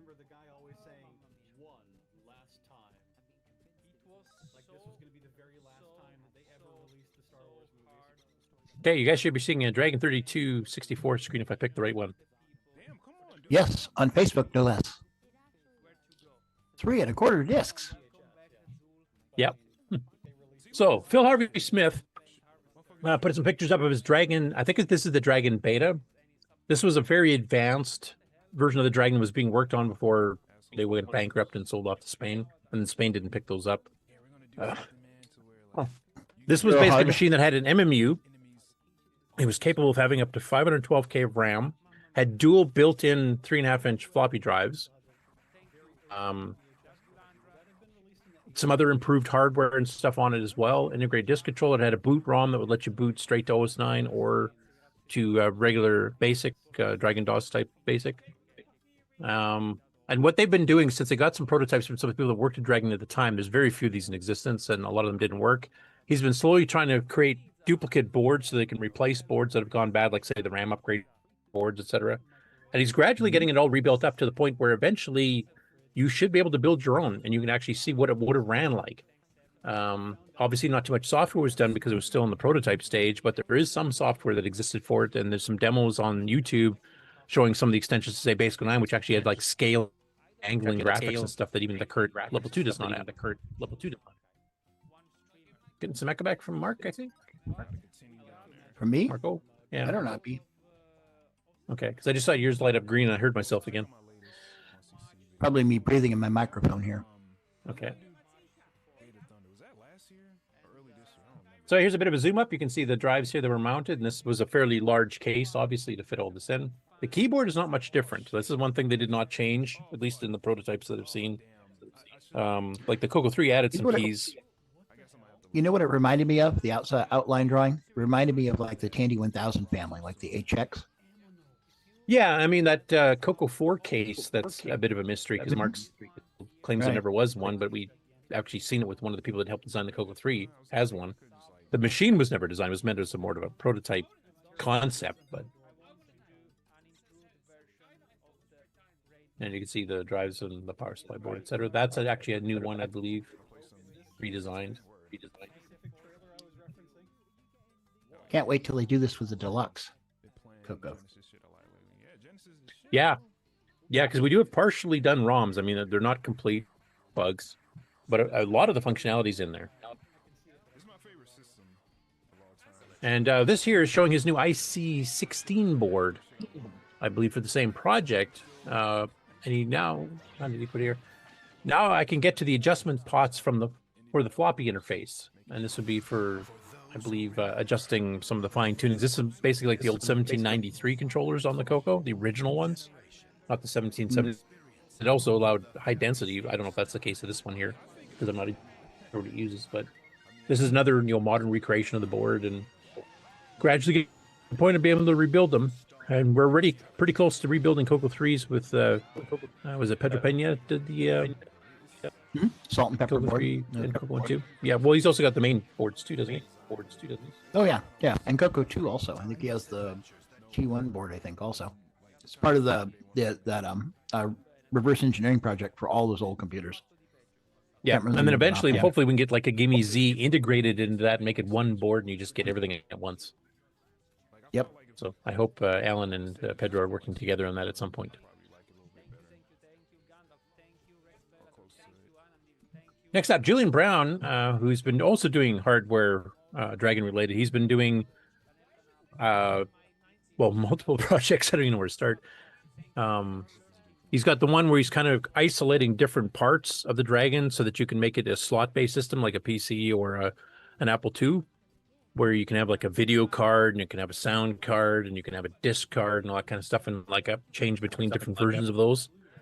And then he's also been doing reproductions of the older boards as well. And he did a whole bunch of updates this past week, and I'm not even covering all of them here because some of them were updates to updates. So I'm hopefully getting the most recent ones. So the first one here is a board that he's been doing to do pretty major upgrades to the Dragon. So basically it's going to support static RAM, which combined with the SAM times 8, which he's modified to be a SAM times 32 now, that Karen had done, will basically allow you to put static RAM and then run the thing at 1.78 megahertz RAM and ROM. So the full double speed up poke like the CoCo 3, but that'll work on a Dragon 32 or 64 type machine. This one has support for 2 meg of RAM with an MMU that is basically the same as the CoCos, the CoCo 3s with 8K RAM segments. Integrated CPU and VDG. Now, he did have a bit of a problem that he mentioned in one of his posts here, that the static RAM that he was planning on using, as most people are aware, a lot of RAM is disappearing these days, or getting really high priced and hard to get because everybody's buying them for AI. And it's caused a bit of a RAM shortage. And the dealer he was dealing with to get RAM actually no longer sells to regular people, apparently, because they're selling it all bulk to these bigger companies. And I think he saw a later update that he did find one supplier that has some. So hopefully that's back on. But yeah, this is a pretty major set of upgrades. It's basically almost CoCo3 it minus the graphics and stuff, or the GIMEZ chip for interrupt controlling and stuff. But it does add 2 MMU support, 2 meg of RAM, full double speed RAM and ROM. So pretty decent upgrade.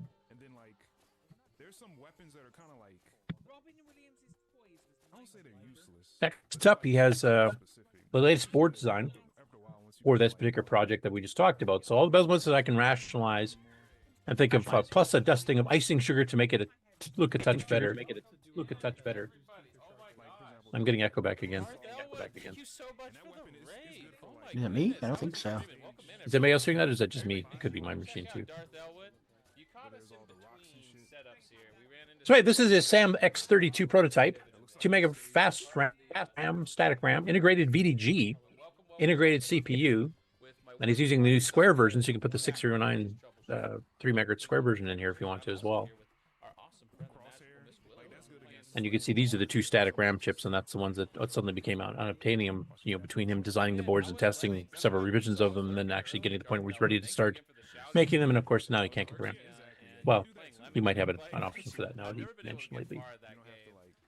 Next, he's got this thing labeled ROM Upgrades Ahoy. And I can't remember exactly what this is for, and he didn't really describe it here. I think the 24 and the 28, because there's Fire 28 and Fire 24. I think that's 24 and 28 pin ROMs, I'm guessing. That would make sense, yeah. I don't know what is special about the ROM. These are like bug fixes or additions, or exactly what this is. Does anybody else on the show remember, or anybody in the chat for that matter? No. Julian, if you're around, please let us know, because I don't remember. I remember I have covered it once before months ago, but I don't remember the details. Yeah, I haven't seen him post today. So. Okay. Then another update from Julian here, where he's talking about tweak to basically make the whole thing a touch cheaper. The big change here is that he's got a dedicated video DAC, pretty much guarantee the right signal voltage levels, because he was having problems on some of his earlier prototype boards where he had to keep doing adjustments here because it'd be too washed out or too dark or whatever, not getting all the separate colors, etc. He said the component price is a touch higher, but after something works out to be cheaper. And also fixes some of the problems and issues he was having where he kept to tweak things all the time. So hopefully that solves that. Then the last one, I don't know if Tom Eric Gunderson's in the chat. Have you seen it there, Mark? He is. Recently, or? Yes, he is in the chat. Okay. Recently, too. So if he wants to pipe in on this, he feel free to. But he basically posted this. He said, I have for a long time said that the 5th version of the official Dragon joystick that was sold by Eurohard after the takeover must have been made by a company called Radofin. This was based on the overall looks, plastic quality, their large existing portfolio of their own products and products made for others. And he's got here, and you can't quite see on the right here, but that's the joystick that basically looks like the later one with different colored buttons. That's about the only major difference. And this is one that is not for the Dragon. This was actually for a video system that Radofin made called the Telesports 4. And he was wondering about some details on the Telesports 4 because it was one he's not familiar with. I'm not familiar with it either. I don't know if anybody in the chat or on the show panel here is, but it looks like if it's Telesports, I'm kind of guessing it might be kind of a Pongish style thing from the early 80s, late 70s. I don't know if anybody else here sounds that. like tennis and handball and. I'm guessing. I'm totally guessing on that. So, but here you can see what the stick actually looked like. And it does have a little color bar, so maybe this is a color Pongish style game. If that's what it is. I don't know if I've been blathering enough that Tom Eric Post if that's exactly what it is supposed to be, or has any details, or maybe it's figured out since he posted the original post.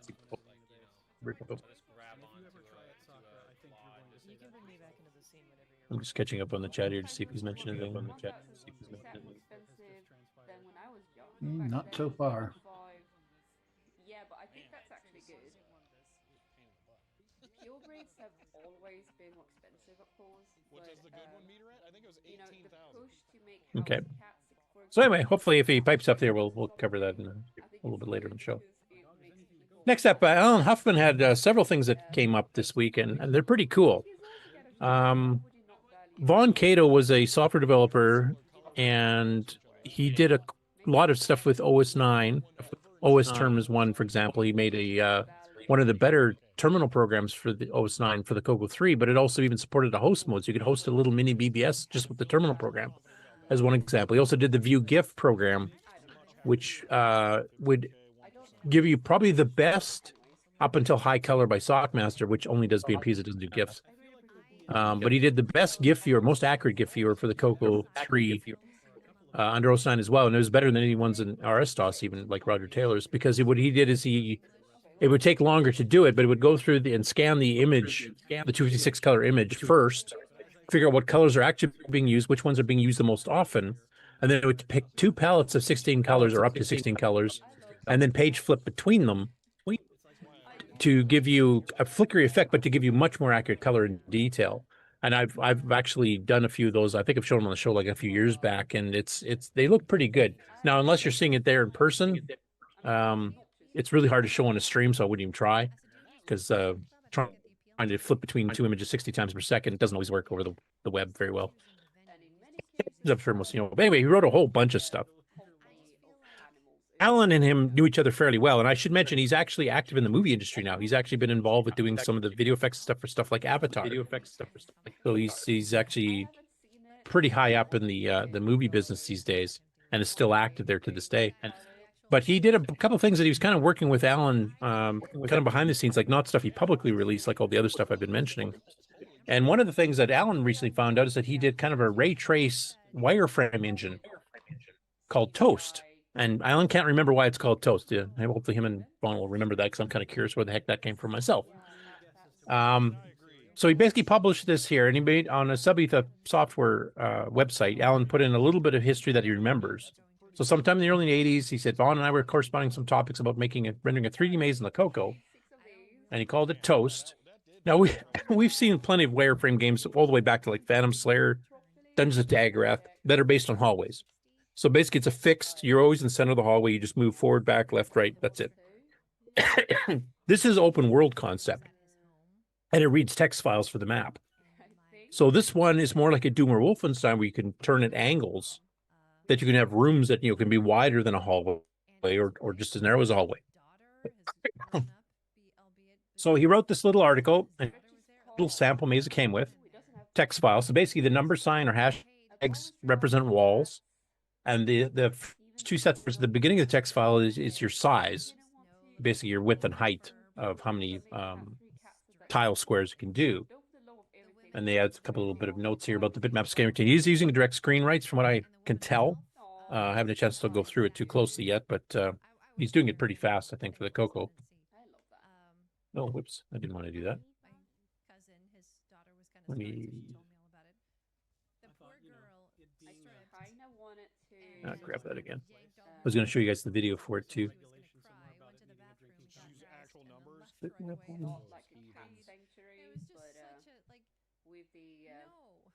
Okay, let me just get that one.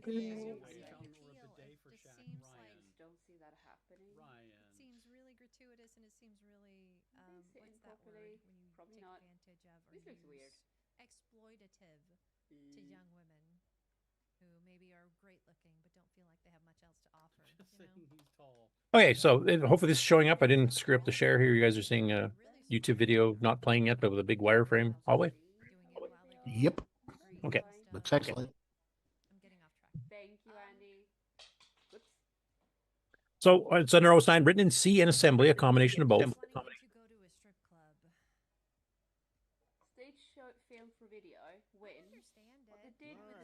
But as you can see, it actually rotates at angles. So now you got a hallway that's 2 squares wide instead of the standard one that a lot of these original wireframe type games on the CoCo had back in the day. So this is doing something more like Gatecrasher does, though that has filled walls. Or Remy did his Wolf 3D demo, his one that actually has texture mapping demo too. But as you can see here, you can turn around and see like wide rooms and stuff, and that's not something we saw too often. The very first time I remember ray tracing being used at any way in the CoCo was actually in the dungeons in the 7th Link game by Jeff Noyle and Dave Triggerson from Elite Triad. It was not meant to be real time, so it's quite slow, and they're actually drawing some backgrounds and floors and stuff like mini texture mapping. It's a pretty small thing, but it does allow you to see larger rooms, etc. And this is basically just a little demo maze, so you can just wander outside, as Alan's doing here.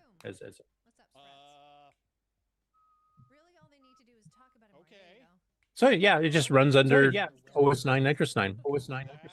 I haven't had a chance to ask Alan yet if he ran this on a 609 Nitrous 9, or if he's running on 609 Nitrous 9. Just to see, is that as fast as it runs, or can it run faster if you're running native mode, etc.? Or if somebody reprogrammed it, maybe we could throw it into. I believe he put it up on his Git repo, and so you should be able to. Yes, he did. Because he got a hold of Vaughn again, and he asked permission. Can I distribute the code for it? And Vaughn went, as you can see here, kind of talking. But he said, sure. So that's what Alan did on his GitHub site. You can go and take a look at the source code.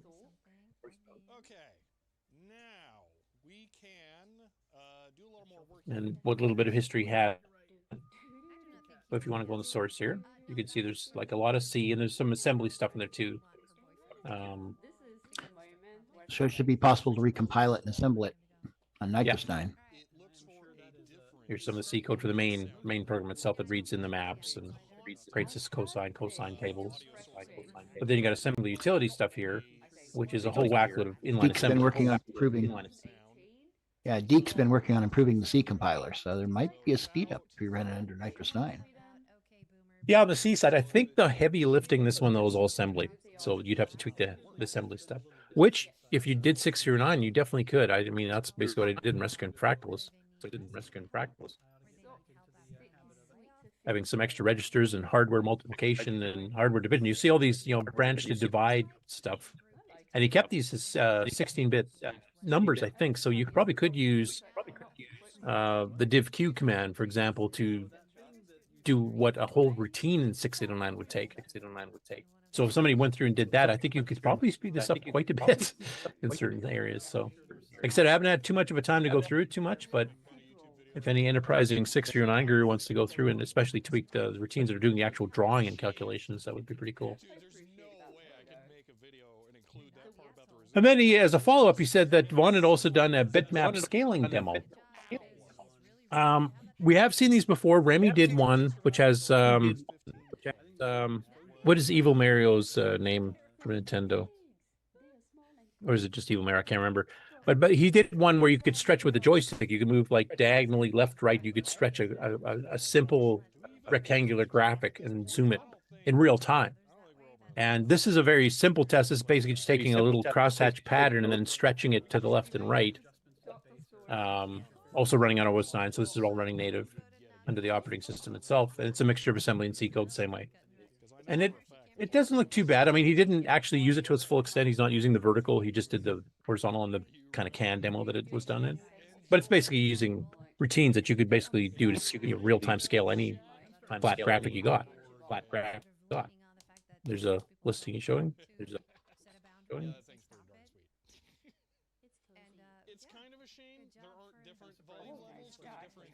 So speed is not too bad.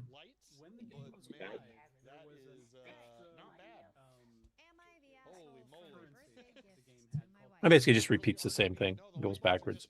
I did notice it's leaving a bit of a trail here. It's not cleaning the screen between. Tom Eric Anderson said Wario. That's it. Thank you. Thank you. Okay, that is correct then. Good job, Tom. Speaking of, I'm catching up with Chad again here.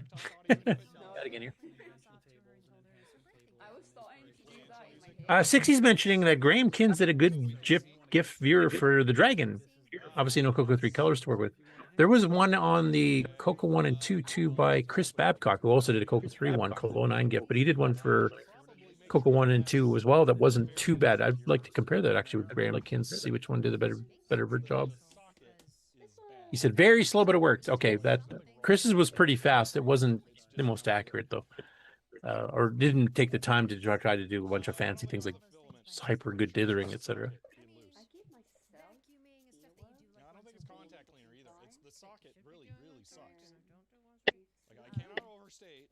And then Alan posted very recently that he found some other stuff from Subetha OS9 stuff that he's also put on his GitHub. So he's added a whole bunch of other little utilities and little demos and stuff like that. So one is called CDevSys. And he mentions this was when I graduated high school and I moved to Lufkin, Texas in 1987, a local CoCo kid, that was actually his handle, Tim Johns, had a very unique bulletin board system. He called it the adventure system. When you logged in, greeted with a text event interface, you could move from room to room like an adventure game. If the room did not exist, it offered you a chance to create the room. There's a mailbox also used for sending messages and stuff here. And he found the code that they were kind of working on getting that running under OS9 as well. And that's a kind of an interesting concept because, I mean, I did see some like skins on some of the BBSs that kind of, made it a bit more exploratory rather than just here's your menu to go to your messages or downloads or whatever. But making it to an adventure game where you have to like go north to get to the room where you can read messages, that's kind of a cool concept. I don't know if that would have irritated me after a while or not if I'm trying to read stuff quick.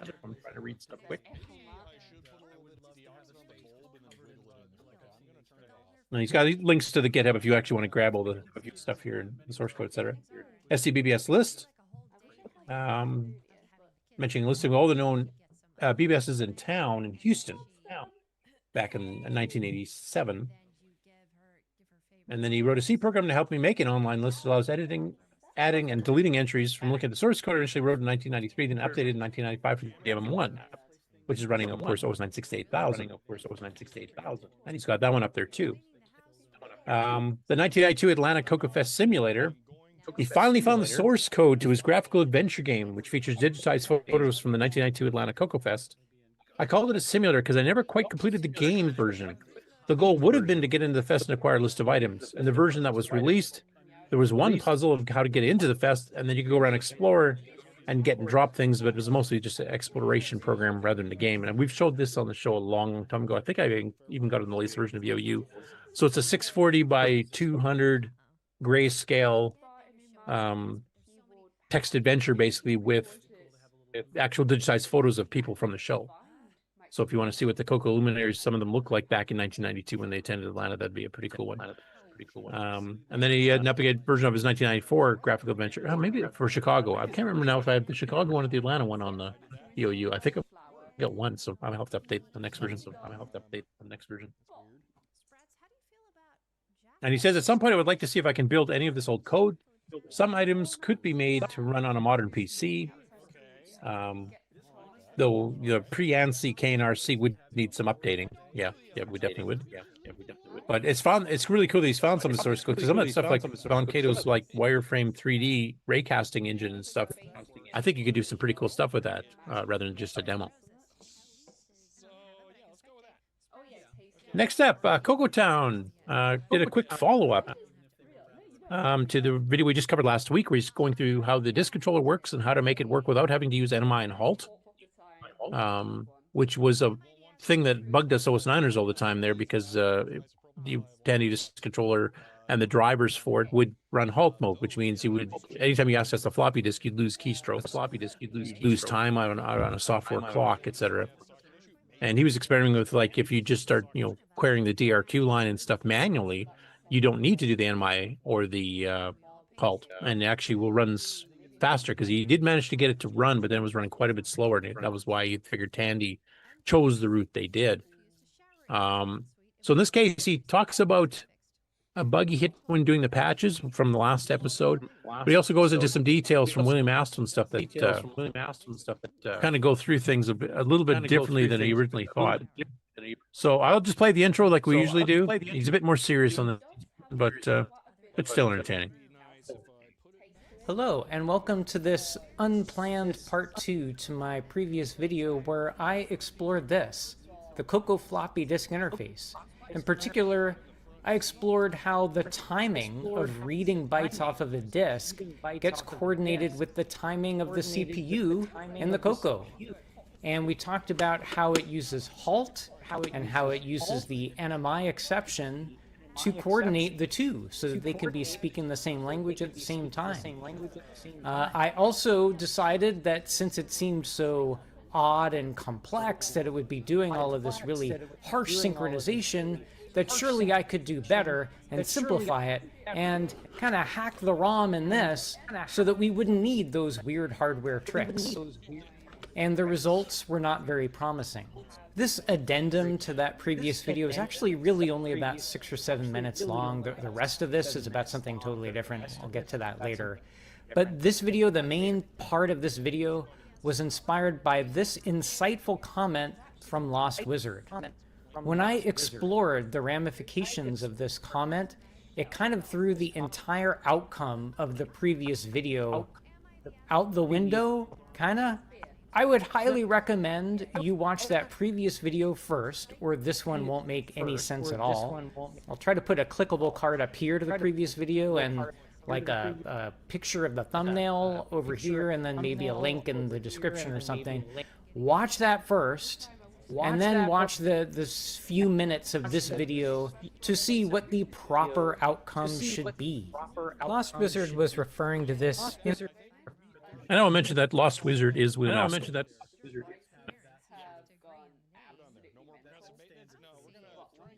Hey, there's some really cool details and some tricks and stuff through this.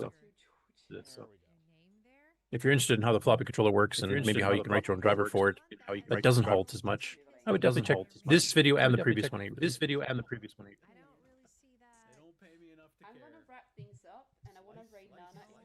Next up, this is really cool. Those of you who've been in the CoCo3 community for a long time, like 15, 20 years, might remember that John Linville made his streaming video player on the CoCo3 that he's demoed at FETS, showing like Star Wars clips and stuff.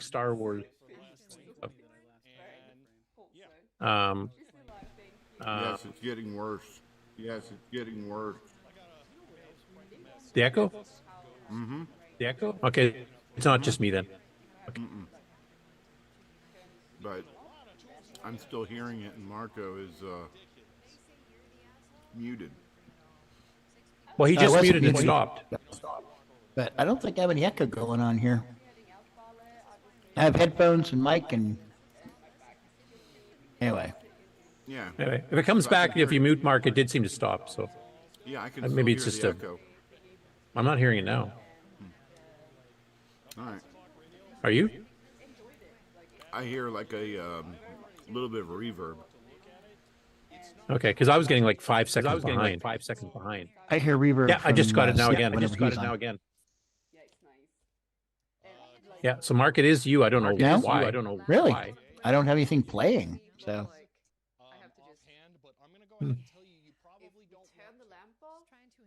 I do not know.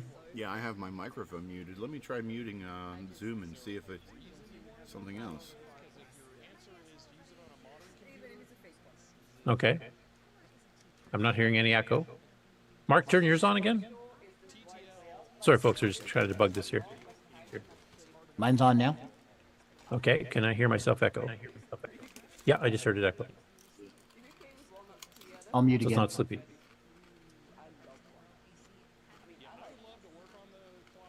Okay, so can people on the stream hear me now that you've muted Zoom? I don't know if they can.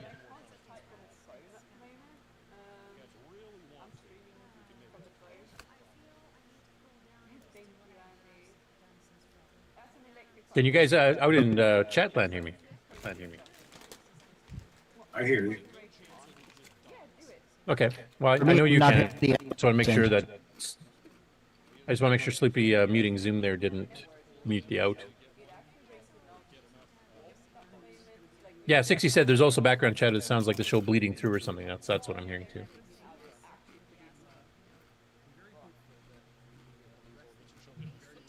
Oh, you can hear me. Oh, good. Thanks. I can continue on. Anyway, so John Linville made a CoCo3 video player.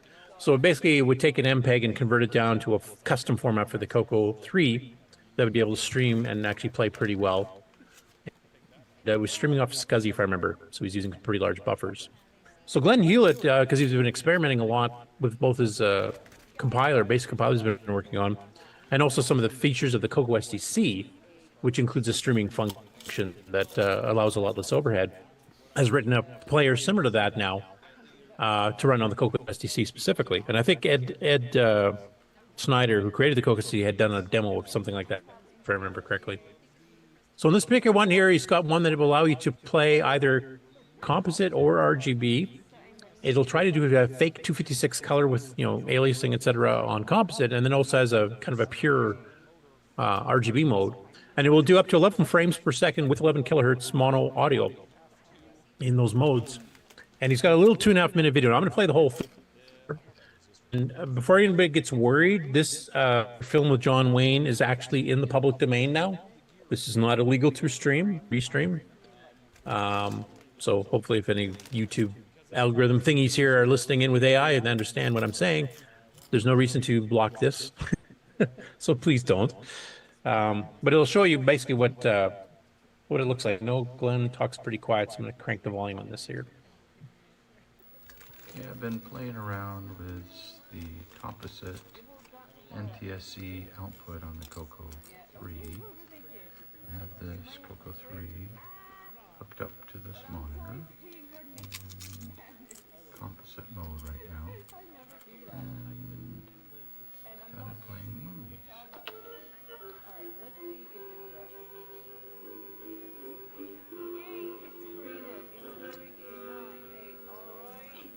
So it's streaming off the CoCo SDC. I'm playing, as I said, in composite mode out on the CoCo3. This particular one is 10 frames per second at 10 kilohertz.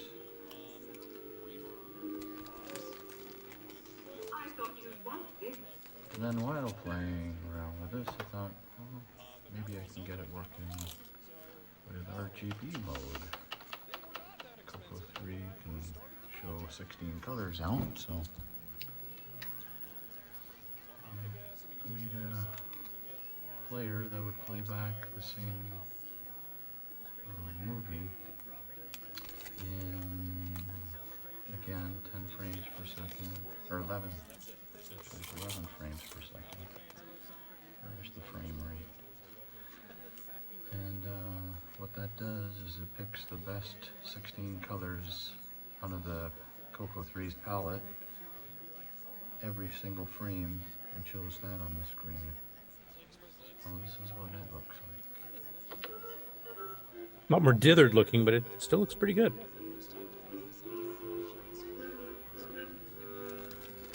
It's obvious what movie it is, what he's doing. It's obviously John Wayne. I mean, it's recognizable too.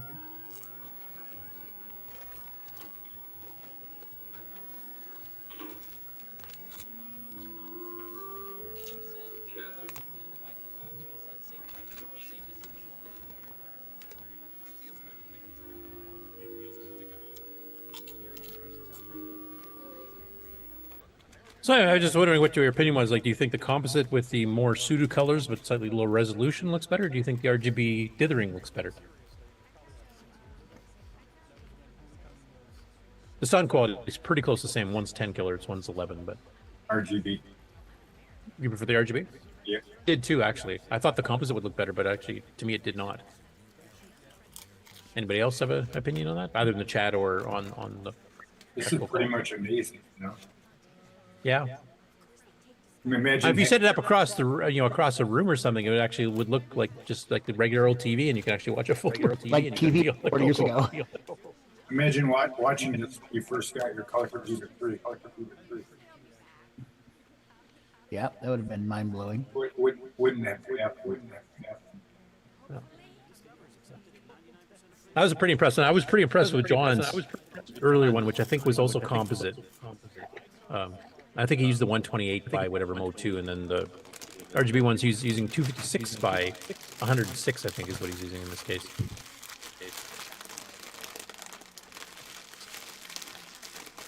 All right, that was really cool. So hopefully he releases the code for this to show people how to use the streaming on the CoCo STC who are curious about it. And maybe even the algorithm, like he's got a little utility that will convert an MPEG or something to the format for this. And then you can like digitize your own things and throw, have your own commercials at the fest running on an actual CoCo with, full motion picture and sound type thing. So that'd be pretty cool.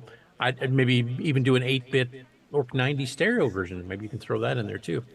Might have to slow down the sampling rate a little bit, but having 8 bits would help make up a little bit from the 6-bit. Mr. Dave says we could play Night Trap with this tech. Sorry, go ahead, Mark. We could take all the ads we have, like the switcheroo and the various ones for the various products and do them for the CoCo3. Yeah. And if somebody did the GIMEX and later GIMEZ stuff with some of the enhanced palettes and 256 color modes and stuff, you could really do some pretty good looking stuff with that. Play this last one again. The last what? The last video RGB. Okay, because I got a request from Ken here in the chat, or Kevin, sorry, that he didn't really remember what opposite one looked like to compare with. So I'll play just a little clip of each. Okay. So here's the pseudo 256 color composite, lower res, but using, colors blended together. So less dithering. Still some, but less. And potential artifact. So it's streaming. A lot of bees swarm. The CoCo SDC. Yeah, and then we'll go to the RGB.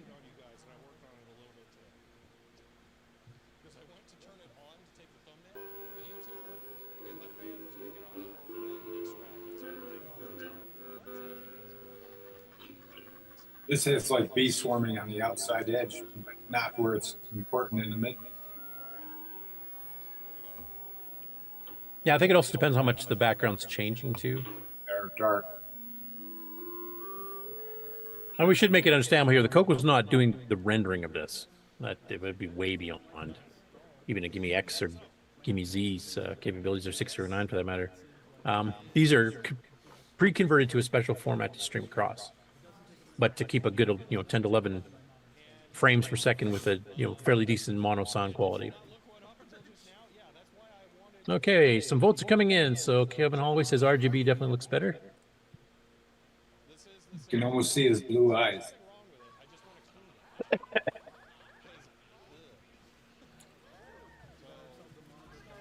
Anyway, I thought that was really cool. We've now got 3 capable playing things on the CoCo. Ed, I think, even did one that he streamed on P Mode 4, didn't he? He used a Japanese music video, I think, with the Apple. I can't remember what the name of it is. That was black and white. Yeah, he was a P Mode 4 one. And actually, he was running pretty fast. I mean, that's a much smaller screen with less colors. And if you get something that's in black and white to begin with, it actually runs, really decent clip, even on CoCo 1 or 2. So that's the only video player for the CoCo 1 2 I know of, but we've got several now for the CoCo 3 that, as long as the tools that create the videos are available, people can do all kinds of stuff with it, which would be pretty cool. Next up, Brian Palmer, while typing in some of those games we mentioned earlier, also typed in some other stuff here for doing some graphical stuff. Now, I've only got one screenshot from one of the 2 discs. He did one called Snow, one called Summer. And these were made by Joy Wallace and were published in some of the Australian magazines as well. And basically, they're CoCo 3, I just believe in basic, using basic commands to draw themed pictures. And in this case, this is one of the ones from the Summer disc. And there's also a Snow disc as well. And Rainbow kind of did this kind of thing too, because they had their Rainbow Gallery where the people would submit their hand-drawn, hand-programmed things on the CoCo 1, 2, and the CoCo 3, and then they would have prize, first, second, third place prizes for both the CoCo 1 and 2 graphics with a lot of artifacting and the CoCo 3 graphics. And Ron, I think this is something you took a bit of an interest in too, because you were a graphic artist, of course, and you were using like CoCo Max 3, etc., CoCo Max 2, CoCo Max. Yep. Did you ever submit anything to Rainbow, or were you more using it for work? At that time, I was more interested in work. You know, I had all the fonts and stuff. And I was more sign oriented, but there was artwork too. Yeah. So if you want to grab those, if you go to the CoCo Facebook group, there's disc images there that you can download as well that have those. If you can actually want to download them, you can actually run them yourself and see what they look like. Next up, we have Paul Cunningham, who's been, I think, one of the main developers for FujiNet, if I remember, isn't he? He's working with Thomas Cherry Holmes on doing a whole bunch of the ports of like Battleship, etc.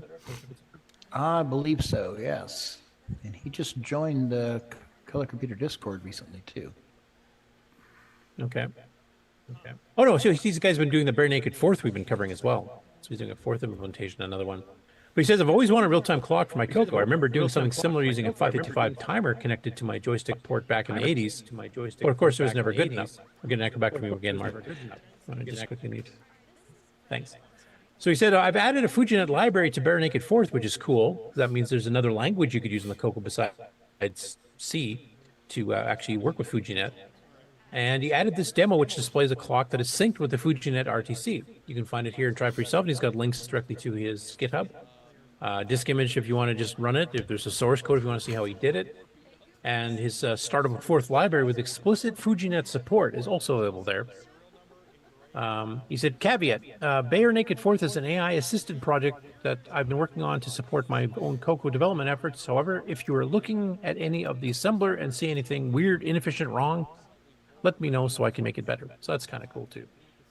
And he's got a screenshot here, kind of running a little graphical clock. It has the year, month, day in text, as well as the hours, minutes, and seconds.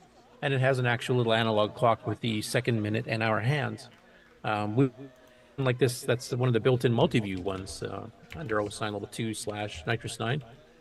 And this one runs on a CoCo 1, 2, or 3. So this gives you a real-time clock that you can run, and of course the source code to figure out how to use it. I don't know if too many people in the CoCo community that program Fourth, but maybe as he comes out with libraries for supporting FujiNet, etc., maybe we'll get some more people involved with that, because it is a fairly efficient language as far as speed goes. Like, it's a fairly fast one. Did you see what I put under there? Go back. Oh, I closed the read. What did you just tell me? Sorry, I didn't realize you had something. I ran the program through FujiNet, but it didn't. It had 1918 for the year. It had the right date for 24, so it was yesterday. And it, you know, the digital time was way off, but it was digital and analog was the same. But I asked him, you know, how exactly to get the proper time. And he was telling me that I had to go to my account in FujiNet to figure out how to do that, which seemed to me to be a little bit wacky, because wouldn't FujiNet have the correct time all the time? Well, it'd have to have something configured to say what time zone you're in, so it knows what time to display, because if you lived in Australia, it'd be different than if you live in Arizona, right? So maybe there's some setting. I don't know. Like 1918? Yeah, that's a bit odd. Yeah, anyway. Maybe it saw your beard and figured you're really old and you'd like to remember the old times. I don't know. I told him I was low IQ stuff. So. Yeah, and as far as having a clock to run, you want it to be as user friendly as possible. If you're just trying to learn how to use Fourth with the FujiNet library, that's obviously somebody would be technically minded to do that. Sorry, go ahead, Mark. 1918 is about UTC right now. For time or the year? Because I think Ron's meaning it was showing the year. Oh, the year. Okay. Yeah. Should have been okay. 2026. Okay, let's see the time. So I'm not sure what's happening there. Me neither. Next up, we have Cedric Bedoin. I still don't know if I'm pronouncing that right.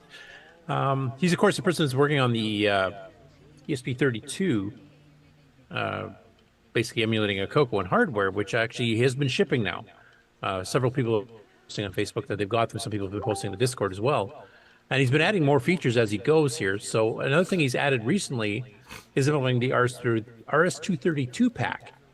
And he posted a video here showing an action where he logs into a modern ANSI online BBS through the internet and using Sockmaster's Twilight Terminal program from 1996, I think it was. This is one of the only 2 terminal programs on the CoCo3 that actually does full ANSI graphics in full color. The other one is Roger Taylor's NetMate. Is that what it's called, Ron? Because I know that's one you use. That's correct. Yep. Okay. Personally, I think Socks, if you don't mind the flicker, because he's page flipping 3 screens to do everything that he's doing, I think does rendering and stuff slightly better, but it doesn't have some of the bells and whistles features that NetMate has. So depending on what your usage case is, I would download both and try them both. Ron, does he sell that still, or does he release that for free yet? I can't remember. As far as I know. I helped him. Yeah, he would be sending me versions of it to see, how things worked, and then try it out. But I haven't followed it since. I have what he's given me in the past, but that's it.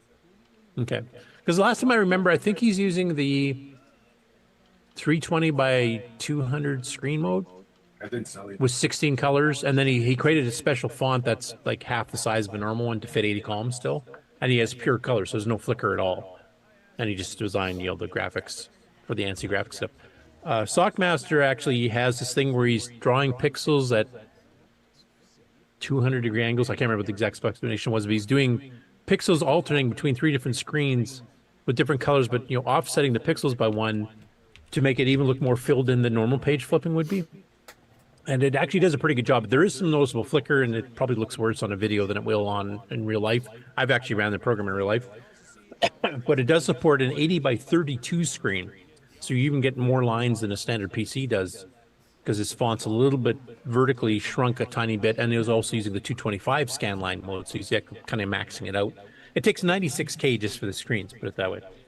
But he logs PBS, and he kind of shows the menu switching the baud rates and stuff, and using this new emulated RS-232 pack, and showing that it is compatible with software that was designed for it. I did read some comments on his post on Facebook about this, that some people are having problems trying to get past certain baud rates.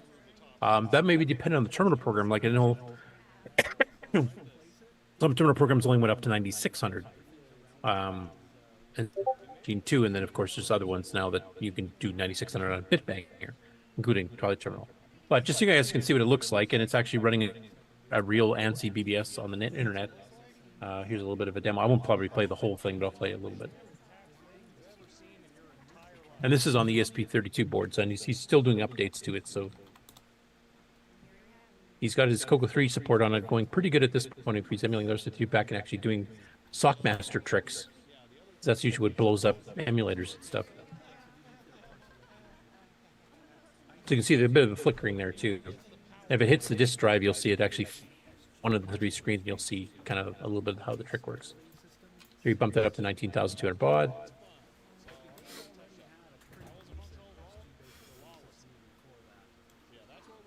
Even implemented smooth scroll.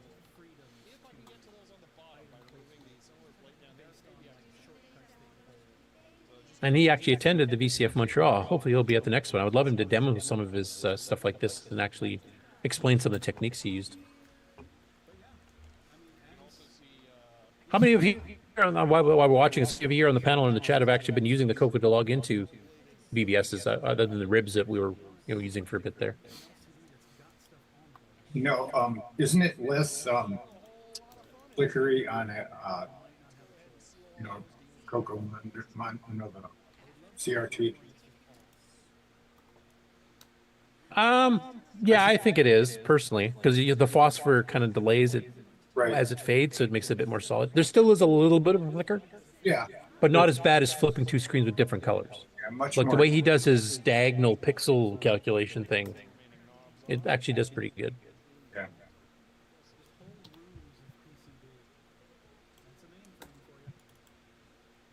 But even though the menus, like the little shadow drops and stuff that are done with ANSI character set here, actually look pretty good.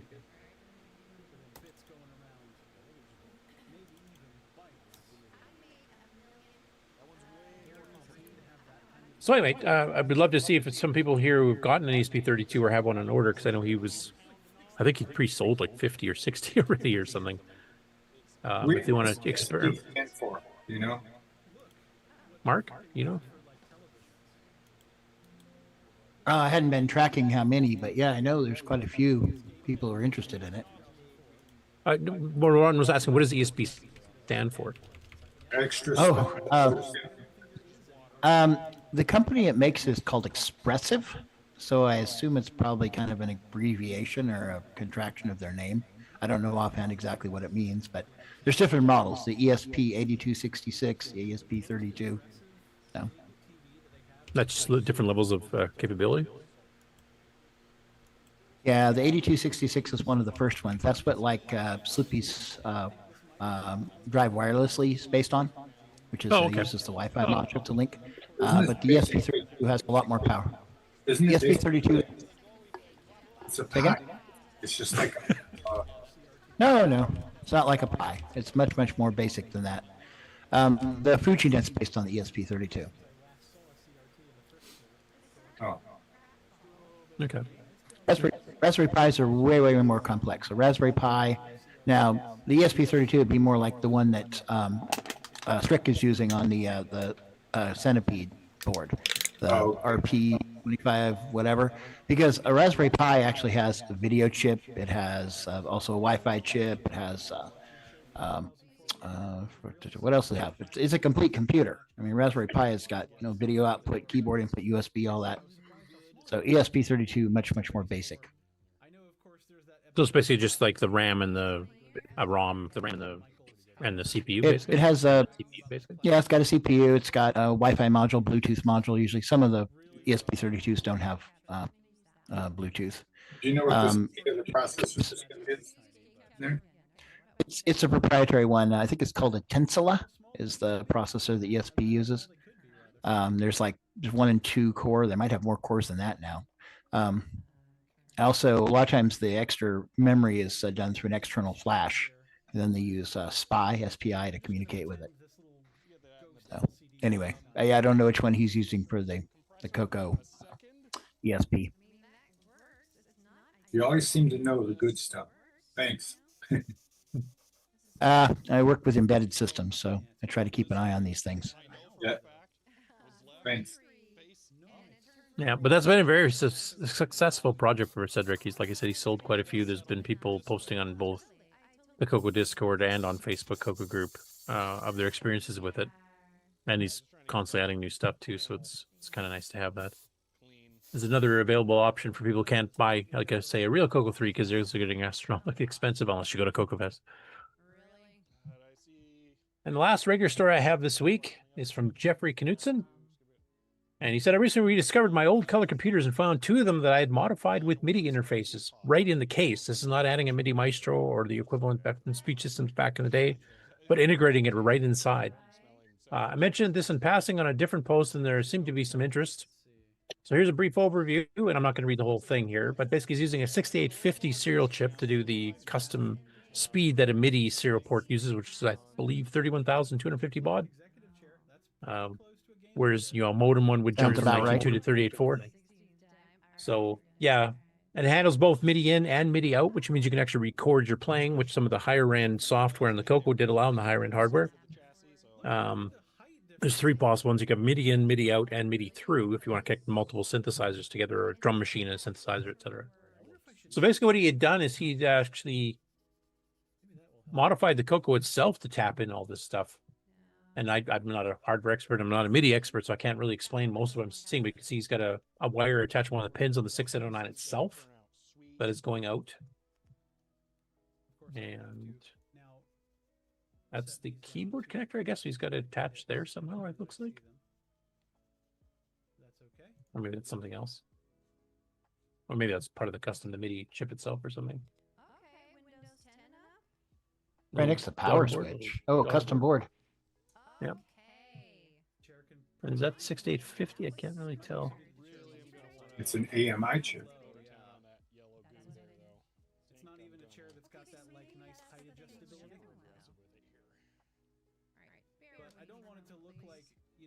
He goes into a better explanation. If you want to get the full explanation, just read his notes on each individual picture when he's put them there, plus the main post. Must be a dedicated board. It's got its own crystal on it, so it probably is running its own clock on the MIDI interface. Basically, a MIDI board built in. Yeah, and you can see here the actual CoCo2 case.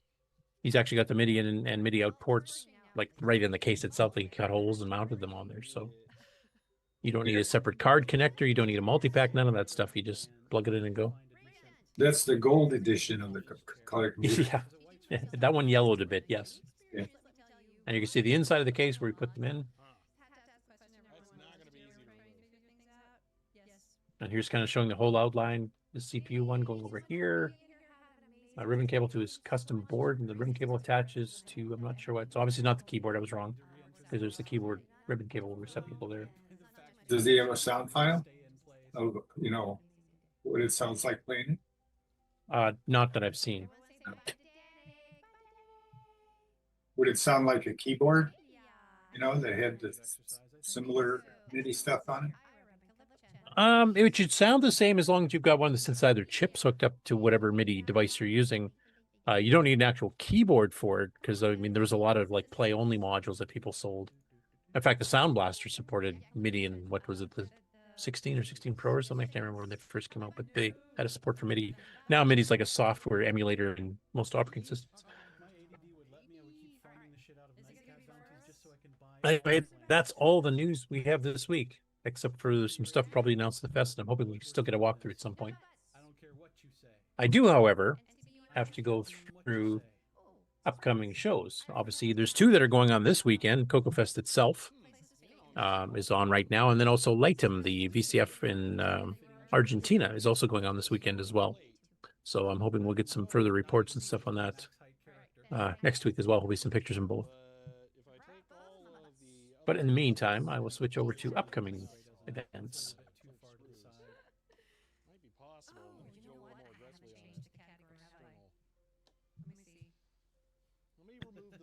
You guys should be seeing the VCF Pacific Northwest, I'm hoping. Yeah, that's it. Okay, cool. We are.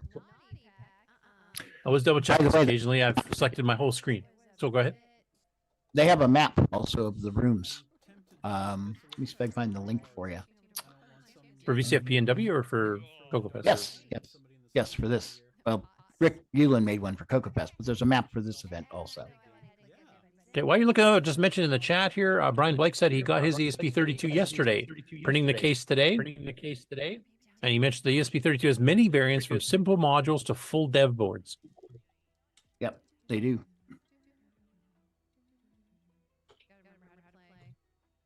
So while Mark's getting the map of the room here, I'll just mention that VCF Pacific Northwest is happening May 2nd and 3rd, which is literally next weekend. 10 a.m. to 6 p.m. both days at the Tukwila Community Center in Tukwila, Washington State. Does that bought you enough time? Nope, keep going. My system's running really slow. Yeah, you're kind of chopping up in the audio. Are you compiling MAME again or something? Nope, not at all. I finally got. Plus, you got that echo thing. I wonder if that's because your machine's getting overpowered and it's getting confused or something. Could be, although I think it's probably leaking out of my headphones. Is my best guess. Sorry, it's taking forever to load my mail program so I can find the link. You need a RAM upgrade? I got 32 gigs. And you're on SSDs, I presume? No. That's probably the killer. That makes a huge difference. Yeah, this machine does not have an SSD. Okay, just found the 2-week countdown email. As you can see here, there's 4 presentations that have been announced. None of them are particularly CoCo related. And then we have a whole bunch of exhibitors, including Mark. And there are some people in there that are also involved in the CoCo. I don't think any of them are playing anything CoCo specific either, but I'm sure you can ask them questions. Yeah, Adrian Black's going to be there too, and he's done some CoCo stuff. Why?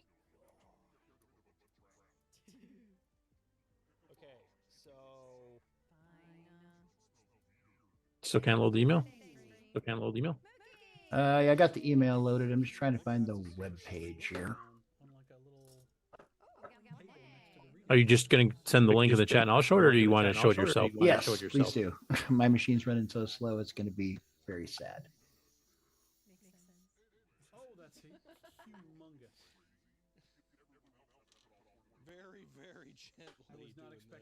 Okay, now the meeting chat loads. There we go. Okay, check the Zoom chat.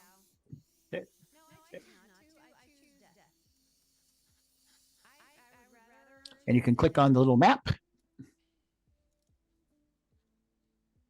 Oh, there's you right there. There I am. Yes, our room is going to be in use until 4:30 Friday, so we can't move in until after that. Okay, and Stevie Stroh, who's actually been at CoCoFEST in Chicago a few times, not to be confused with Steve Strobridge. But he's exhibiting too. It looks like you got pretty well all the tables booked. I don't see any empty ones. Yeah, I think they probably could have packed them in a little bit more. It's 3,000 square feet, they said. So it's 3 banquet rooms that are the little ladder thing at the bottom each side. Those are a full accordion fold. There should be some other pictures of the room if you scroll down, I think, on the main page. Mark Siegel says hello.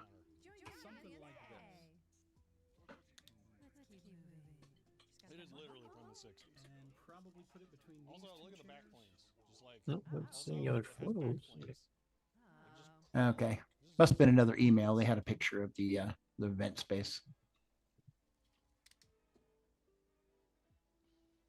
Hey, this is actually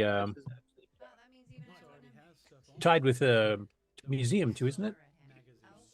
Yes, the Interim Computer Museum. They kind of picked up the slack after the Living Computer Museum went away. You can see their link there at the top. ICM Museum. Now, is that actually part of the same facility, or is that just it's sponsored by the people that run this? No, it's sponsored by the people that run this. I'm not sure exactly where they have it. It's somewhere in South Seattle, but I'm not sure exactly where they have the physical building for that. Okay. Anyway, it's a show that is returning for the first time in 6 years, basically COVID, and hopefully it keeps going strong. The loss of the Paul Allen Museum was a terrible blow, as we've mentioned on the show before. But glad to see it's back, and there's some CoCo people up in that area, that including Mark, that hopefully we'll get some CoCo representation out there again. Next after that is the next meeting of the same weekend on Saturday, May the 2nd at 6 a.m. Central, is the Color Real Computer Club, which is basically the CoCo and all of its clones. So that's like the Codemex and the CP400, CP402, etc. They're having their next meeting, and there's been a whole bunch of hardware and software developments they've been working on lately. They've been reproducing old hardware, making brand new hardware specific to those machines. So I'm kind of curious to see what they're going to have at this meeting. Hopefully Erico and some of the other people that are there will be able to come back to us either later that day when our show's on, or maybe perhaps the week after, and give us some previews or sneak peeks at kind of stuff that they're working on down there, because they have a whole active community themselves. Next after that, Amigos Retro Gaming is doing their next International Retro Computer Expo. Oh, sorry, that's the wrong one. They have two things. I keep getting confused. The International Computer Club Show, which is a live stream that they do a few times a year. And there's been CoCo content on there before with myself, Nick Morendes, and a few others. I think Paul Thayer's been on there. And this is happening May the 2nd. It'll be a live stream on YouTube and Twitch at 4:30 p.m. Eastern. They have multiple things already booked. I don't know how long the show's going to last. It's lasted anywhere from 3 to 6 hours before. For people from all over the world, from Australia, from Europe, from North America. And they go through all aspects of retro computing, including collecting and how to make displays and, hardware and software updates, or, resurrecting old games or whatever it happens to be. So it's usually a pretty wide variety of topics to cover in the retro scene. And the hosts are a lot of fun. And we'll talk a bit more about them when we get to their main, interactive show that you can actually attend in person as opposed to being a live stream. But anyway, that's coming up the same weekend. So if you want to catch that, if you're into retro in general, I would highly recommend it. Next, after that, May 29th to 31st at the Westin Dallas Fort Worth Airport Hotel in Dallas Fort Worth area, of course, in Texas, is VCF Southwest. And this is one that actually, since it's in Tandy's backyard, usually has a few people from Tandy showing up, including possibly Mark Siegel, who's in the chat. So I'm hoping you can make it out there. I know Mark Bosley tends to make it out there, and I think you others live not too far from that area probably will be attending as well. But a lot of the Tandy alumni will be there, including some of the people involved with creating the CoCo in the first place have been there in the past. So it's cool to see that. It used to be on the university grounds, but it was separated into multiple buildings, which was becoming a bit of a mess to get around and stuff here. So now it's in a much bigger hotel facility that's right at the airport. So basically, if you're flying in, you don't even have to worry about trying to drive across town. You can just attend it straight from the airport hotel. And I don't know if they've gotten all their schedules up yet.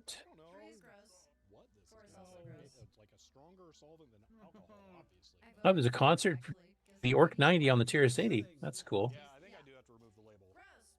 And there's versions of the Orc 90 card for both the Tiris 80 Model 1.3 and the CoCo, so I'm not sure which one they're using. Boise Pete is actually doing Over the Rainbow, a 12-year journey through the computer's most influential magazine. That would be a cool one to see.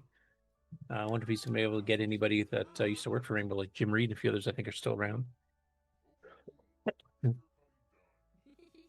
And of course, because this is a VCF, it covers all retro computing, so there's a ton of other stuff that's not CoCo related. But also, they're good about posting videos of these later on the YouTube channel. So there's VCF in general is sometimes it might take a couple months. Yeah, but they do eventually show up. Yeah, exactly. Now, here's one on the new Compute magazine that's come back. It used to be a Compute Gazette used to be a Commodore 64 specific version of the magazine. The regular Compute was for a lot of the old 8-bit machines. The new one is actually for all 8-bit machines, and there's actually articles written on the CoCo in there. It's a monthly one that Ian Maverick from Australia is doing, and then Thomas Terrielm's mentioned the CoCo numerous times on his Fujinit updates there too. So,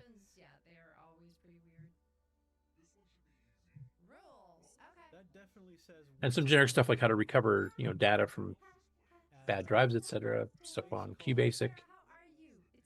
Yeah, a lot of variety and some CoCo related stuff too, which is awesome. Next up to that is RetroFest 2026, sponsored by a variety of people, including this Museum of the Great Western Railway called Steam and Pixelatic Magazine, which is a general retro computing magazine from the UK, which has had a special article on Tandy already, which had mentioned the CoCo quite a bit. So they cover basically all retro machines, obviously probably with a bit more of a European UK spin because that's where the magazine's based from.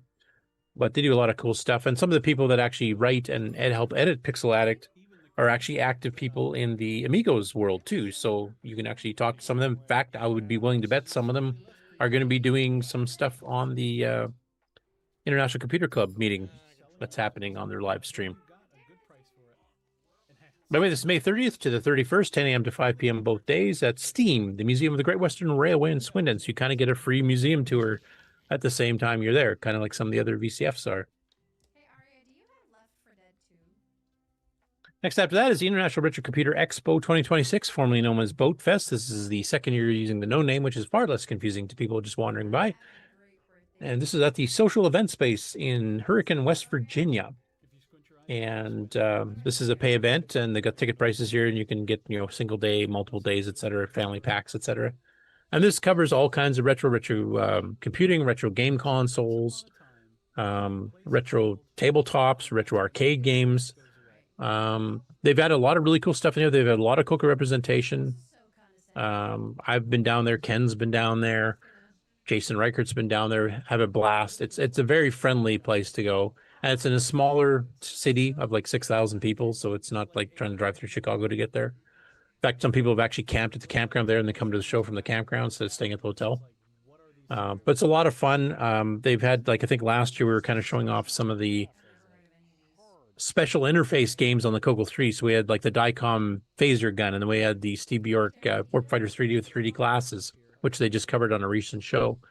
But they've got their next version of the CoCo show actually coming out pretty soon. What was the game they picked? Wizard's Den or something like that? And there's actually voting going on right now for the next game. And I think that next game might be the one they're going to be recording live at the show, because they record all of their shows and they have multiple ones live here. And you can be in the live studio audience and even heckle them a bit or ask questions from the show floor, which is fun. Next after that is VCF West. This is August 1st and 2nd at the Computer History Museum in Mountain View, California. I can't remember in the past if that was something they throw in for free if you're attending VCF, that you can get to see the whole computer museum, or if you get a reduced rate. to get into it. And of course, this is right in Silicon Valley, so you're getting the history of basically the whole home computer revolution. Like this goes back to the Apple I and the Apple II and Hewlett Packard and a whole bunch of companies that were all formed in Silicon Valley. Go ahead, Mark. Go ahead. Yep, exactly. And you've exhibited here before yourself, I believe.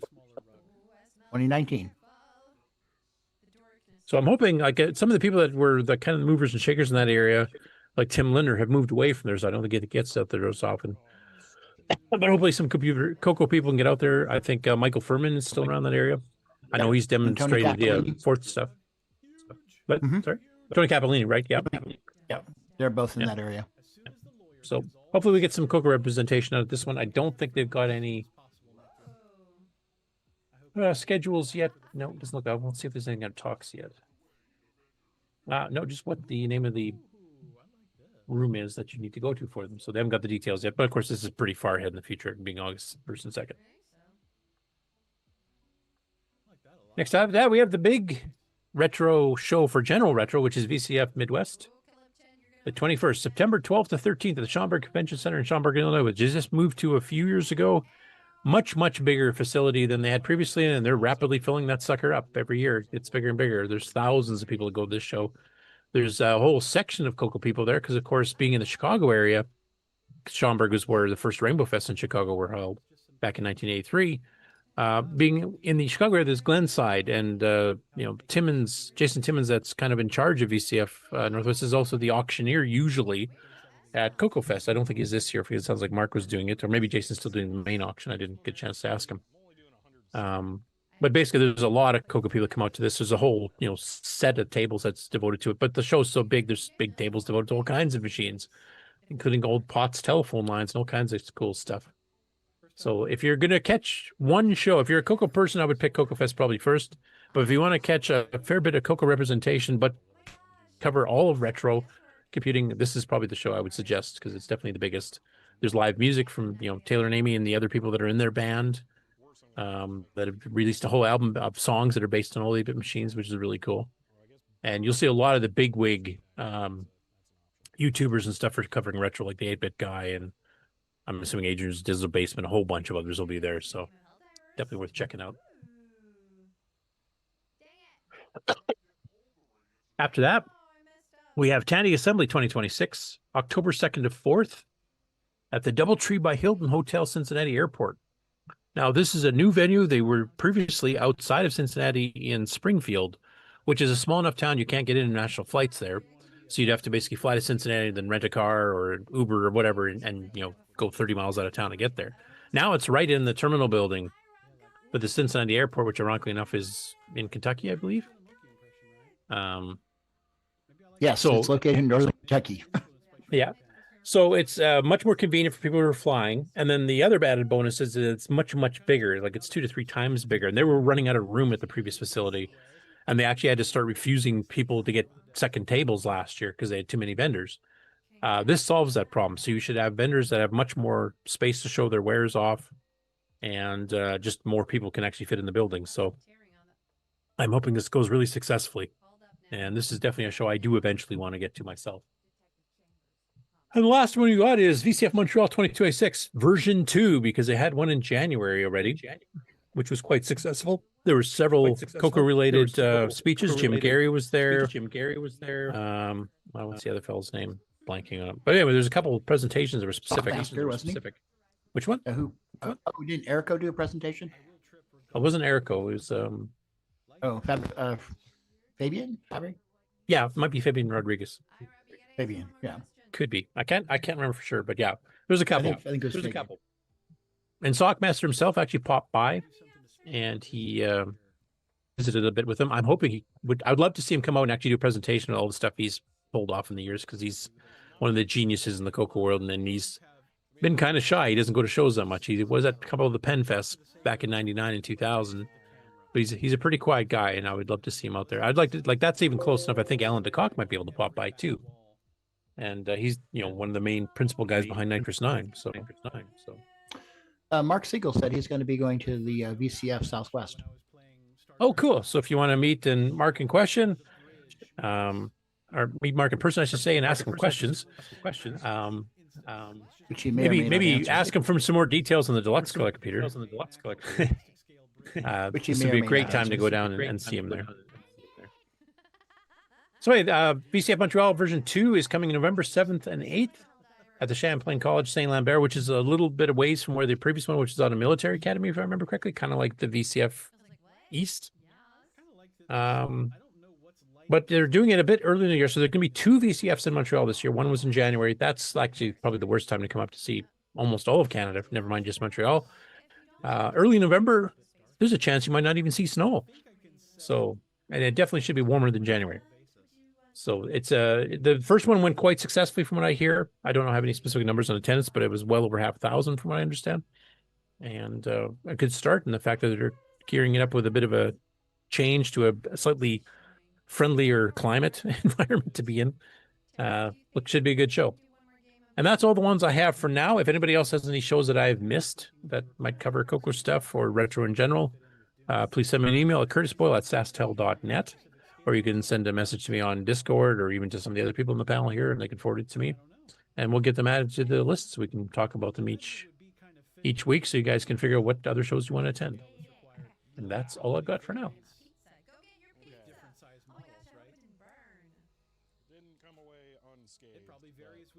Oh, Ron had to leave, so I guess he's left already. I see that the CoCoFEST show floor is completely empty. I'm guessing the auction must be on. Oh, there's somebody.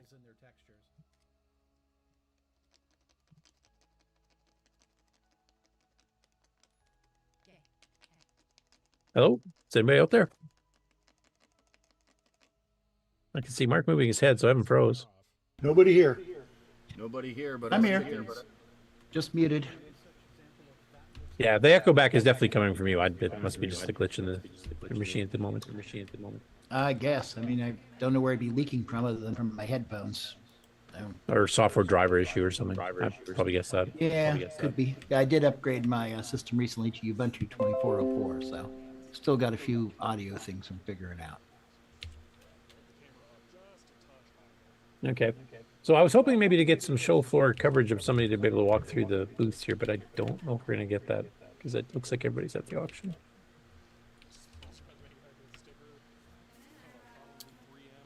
All right. I guess we'll have big coverage next week, so people down there, if you're here this after the fact, record videos, take pictures. We'll cover it all. I do have a project update or an acquisition. Okay, go ahead. So, let's see here. There it is. Oh, let's pull that open. I guess I can pin myself. Hi, everybody. Yes, I'm the third string bench warmer button pressure here. So, but last weekend, as you know, I went to VCF East, and I did get one CoCo related item. I got this. CoCo 1 motherboard? This is a what? CoCo3 motherboard? Yeah, you see the little square here? See the gimme chip there? That's a dead giveaway of what it is. But yes, Oh, I've had a CoCo3 that someone tried to pull the CPU out of, and they destroyed 15 traces on it. And I was putting it off fixing it, and then Rocky Hill said he was going to remake the PCB, so I figured I'd wait until they became available. And now I finally got one, and that will be fixing it. And why is my camera moving all around? But yes. Must like you. By the way, I'm getting the echo from you, Sloopy. You're what? Every time you speak, I get echo from you. From me? Yeah, I'm getting a light echo with you. It's almost immediate, like a reverb. Whereas the one with Mark is like a 5-second delay, which is really confusing for me when I'm trying to read stuff. Oh, wow. I have no idea. And Also, you remember the issue I was having with Pac-Man? basic Pac-Man? Yeah, on X-Roar. Yep. Here, I will share the screen. I also mentioned Glenside Computer Club has actually posted some pics from Rainbow Fest, so we'll cover those right after you're done, Sloopy. Yeah. I was looking through this, and we see at the end where it says if TV string equals C, then PC equals RC PC. Mm-hmm. And PC is equal to 92. RC is only dimensioned to 63. Yeah, and it was 126 when you did the print peaks the first time, or print PC the RC the first time. Yeah, so that would be a wee bit out of its. Yeah, so it's reading something from an IO address. I didn't figure out which one that was off the top of my head. That it's getting something it's not expecting, I think. Yeah, so it's PC is getting to be a number larger than what RC is dimensioned to. Yeah, so I wonder if you have to maybe AND it or something, like mask off a couple bits. It's getting stray bits or something. Yeah, so that should fix it. I don't know what he's trying to read though. Said he was reading he did a peek of FFB something or something. I can't remember what it's in that line 380 or 680 or where the heck it was. But yeah, that's what I was seeing. Okay. Well, I'm going to do some updates from the fest here because Jim Brain actually has posted some photos. Oh, cool. So since we didn't have me actually kind of walk us around and show us, so I think I'll just grab this. Once I figure out what the heck window I'm on. No, I don't want the whole desktop.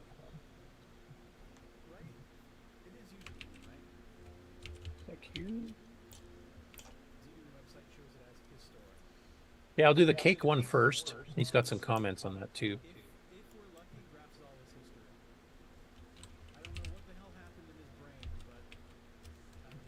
Happy 40th birthday, CoCo3. Congratulations to computer that now needs to think about having a cholesterol screening.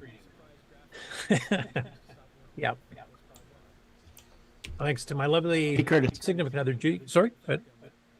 My echo better? Maybe? Well, I have to talk myself here with you. Have the mic open. Let's see. No echo.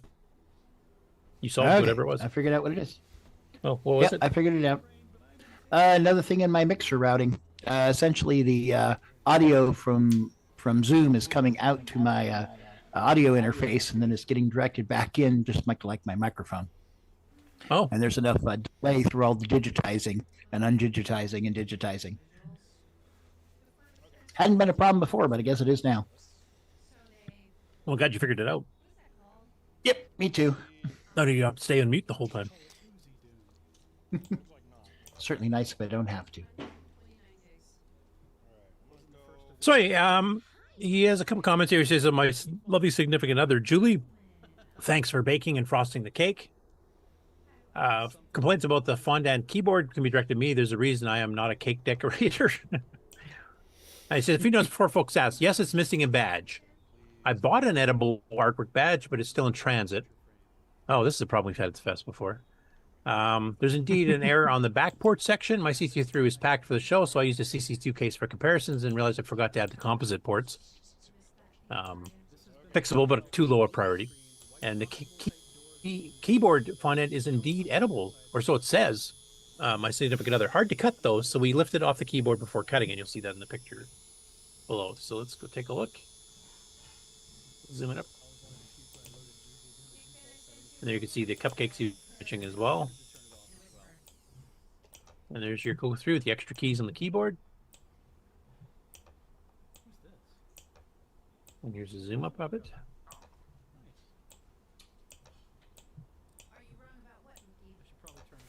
This looks a bit bare to me, but that's because I'm used to the laser Ed Snyder keyboards where I've got a bunch of extra symbols for control. Mouse 9. And there's where you can see the missing ports.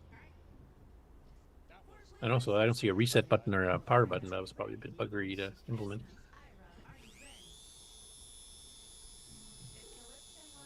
And I like the fact the napkins are in red, green, blue, and then the white for the case. Because, of course, the Tandy logo has the red, green, and blue as well. They're in the wrong order, though. Yeah. You noticed that too, eh? Yeah, they should have put the red on the far left, and then it'd be okay. Yeah. But he did mention they were missing the badge. It actually has Tandy with the 3 diagonal colors. And then earlier on, he actually posted some pictures from each of the booths. So this is going to be our walkthrough. And you guys, I think, actually talked to some of them before the show started. So you probably know details I don't. This just seems to be a general show floor. Basically showing a whole bunch of the vendors, some of the people wandering around. I think this is the Porta Coco guys, same place that were last time I was there. This is the little green strip is the Dino Wars poster signed by Robert Kilgus. I'm still looking for the coffee machine. I haven't found it yet. I'm getting kind of PTSD from not seeing coffee. No coffee. No coffee. So here's Porta Coco, and that's Charlie, right? Yep. He's helped demo it, the wireless connections there. So he's got the MC10 one here, all wireless with the battery backups. He's got a CoCo2 there, CoCo3 over there. And there was some mention, he had mentioned to me about some serial port thing they were doing too, and I can't remember the details of it. So I don't know if you guys managed to talk to them and maybe have any details on it, but I don't remember what that was. I'm assuming this must be where Mark has set up his camera that we were watching the show floor from. Yeah, I believe that's the overhead view. Okay.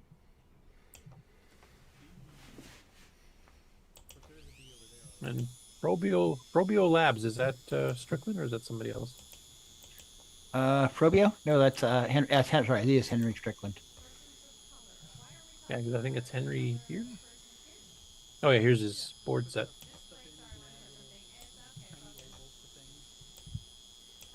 There's Henry and himself, who's obviously on the show at the very beginning, and then John Strong.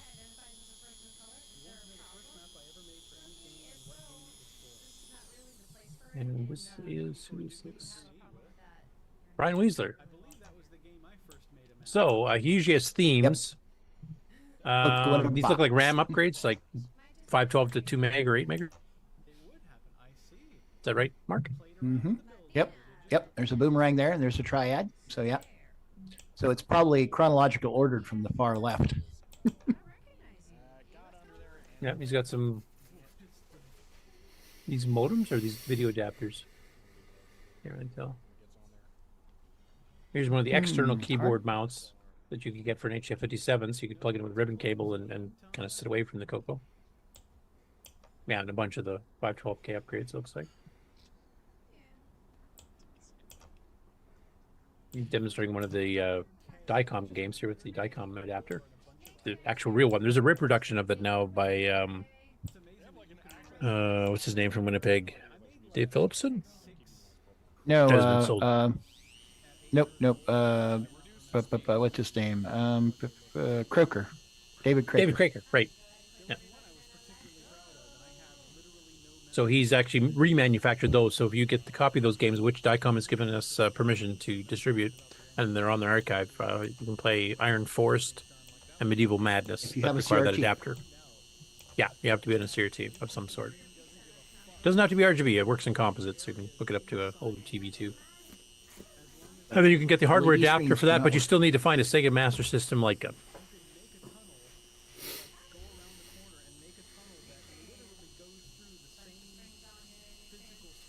And this is also part of Brian's? Yep, should be. Yeah, and here he's demonstrating the Audio Spectrum Analyzer, the original semi-graphics version of it. And as Mark Bosley was pointing out at the auction, they have a bunch of the carts that they're never relabeled. They didn't change the copyright date or anything else, but it was like a 4-year later version of it that was P Mode 4 artifact colors, which would work on a CoCo 1, 2, or 3. Yep.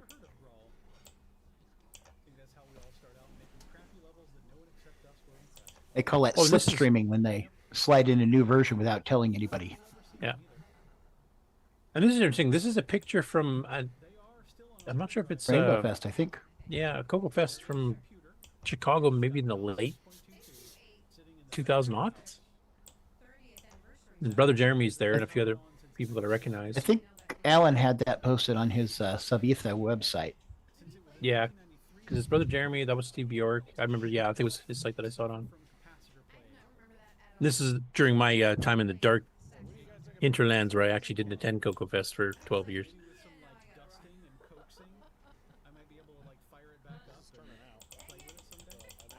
Oh, here's a zoom up of it. Geez, some people look young then. John Strong. John Strong, looks like. Yeah. It's a number of people here passed away too. Mark Marlette. Mm-hmm. Brother Jeremy. Steve Bjork. Alan Huffman, I think, over there. William Astle. He's got them labeled here. They're just kind of a bit messy to read. Reflections and stuff. Yeah. It's cool to see these historical pictures, especially considering how many people we've lost already. I mean, Steve's passed away. George is here. He's passed away. Yeah. There's a few.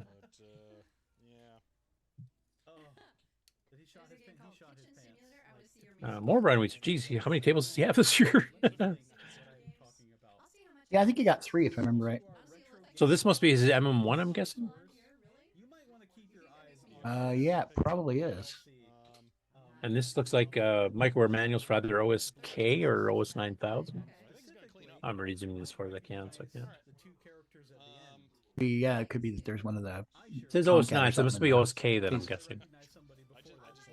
Because I had the OS 9000 ones at work. They had a purple theme, and they did not just say OS 9. It said OS 9000, so it must be.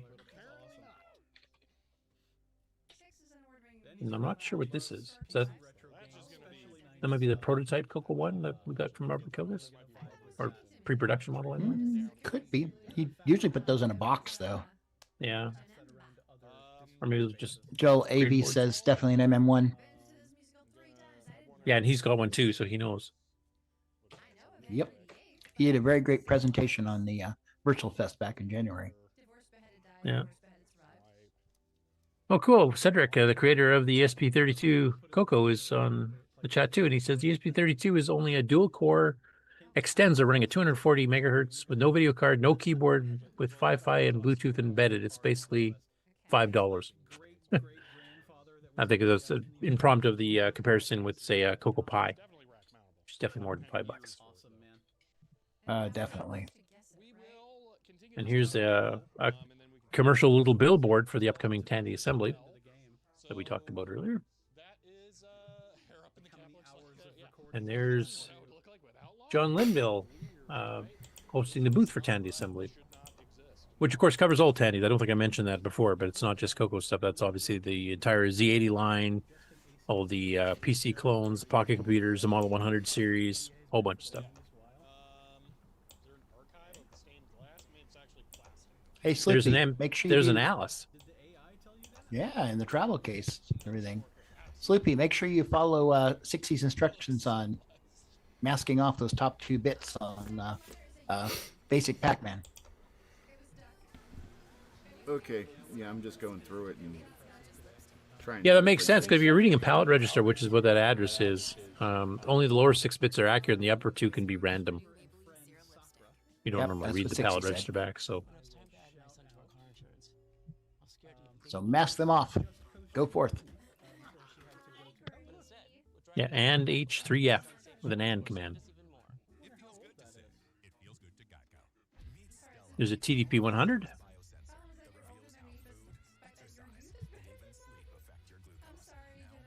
Not sure whose booth this is. Still don't know. Trying to figure out which corner of the room it is. So I think Porta Coco is like dead ahead, or is that Coco Man down there at the far end? The wall, on the wall straight across, person in black standing. I think that's Coco Man's banner, isn't it? Yeah, okay. Yeah, there. So there should be a map on the Glenside site that shows all the tables. So we're straight across the room from Coco Man's table. But some TDP 100 branded stuff here. Wish Ron was still here. He could talk about that. He's got this too. So not just the TDP 100 itself, which is basically an F-board CoCo sold by RCA. But some of the peripherals are rebranded as well.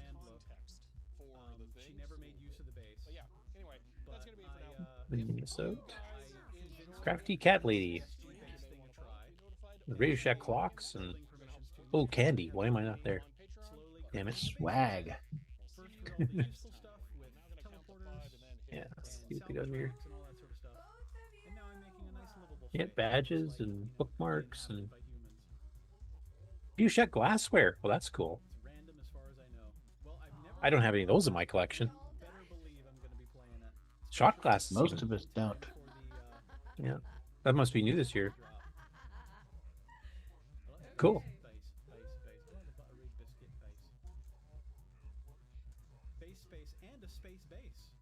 Grumpy's table. Jumps clock, even a CoCo clock. A real-time CoCo clock. There you go, folks. Don't even need drivers.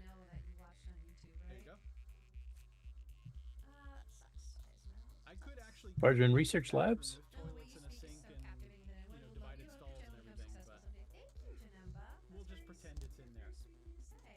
David Johnson. Yep, very nice guy. I've talked to him a few times. So Cedric says he's already shipped 50 units of the ESP CoCo. Well, that's cool. Yeah, it seems to be selling quite well. He's got. Is that Rick Adams? Blake? Can't quite tell. That's actually Glenn Blado directly behind. No, I meant Mr. the screen. Like, is Oh, that a the screen. screenshot of Rick's? It kind of looks like a maze of some sort. So. No, I don't think so. I'm pretty sure it's Mr. Johnson's software. Okay.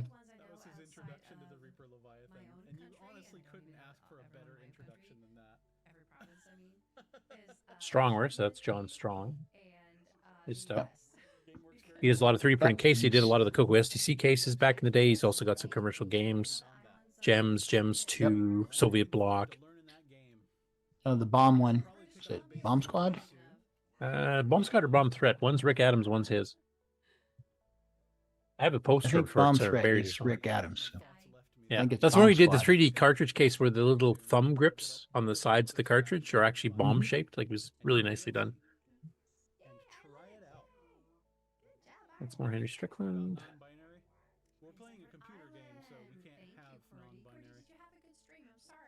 Sure who's that is. Lee Perkins? Well, that's the guy who was doing the Cloud Kingdoms. And now he's doing a different game right now. Right. Right. Put that on hiatus. Yeah, because he was doing it. A 2 meg 6 through 9 required CoCo3 game, I think, according to the PC one, the VJ one. And then he decided to tackle something else a little bit simpler first, which I can understand because that's a lot to pull off.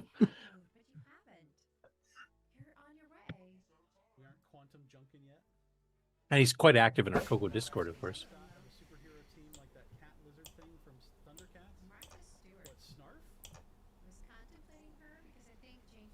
And I think this is part of his booth as well, so let's zoom that up. Now that's a monitor. That's sideways and really wide, so really tall in this case. Yep, and rotated to portrait mode. He's got 2 of them, it looks like, front and back. Yeah.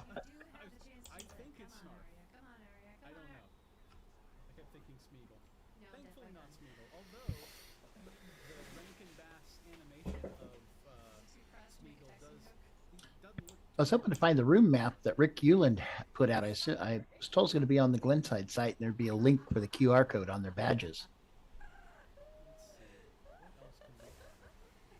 Yeah, they usually have that map of who's where.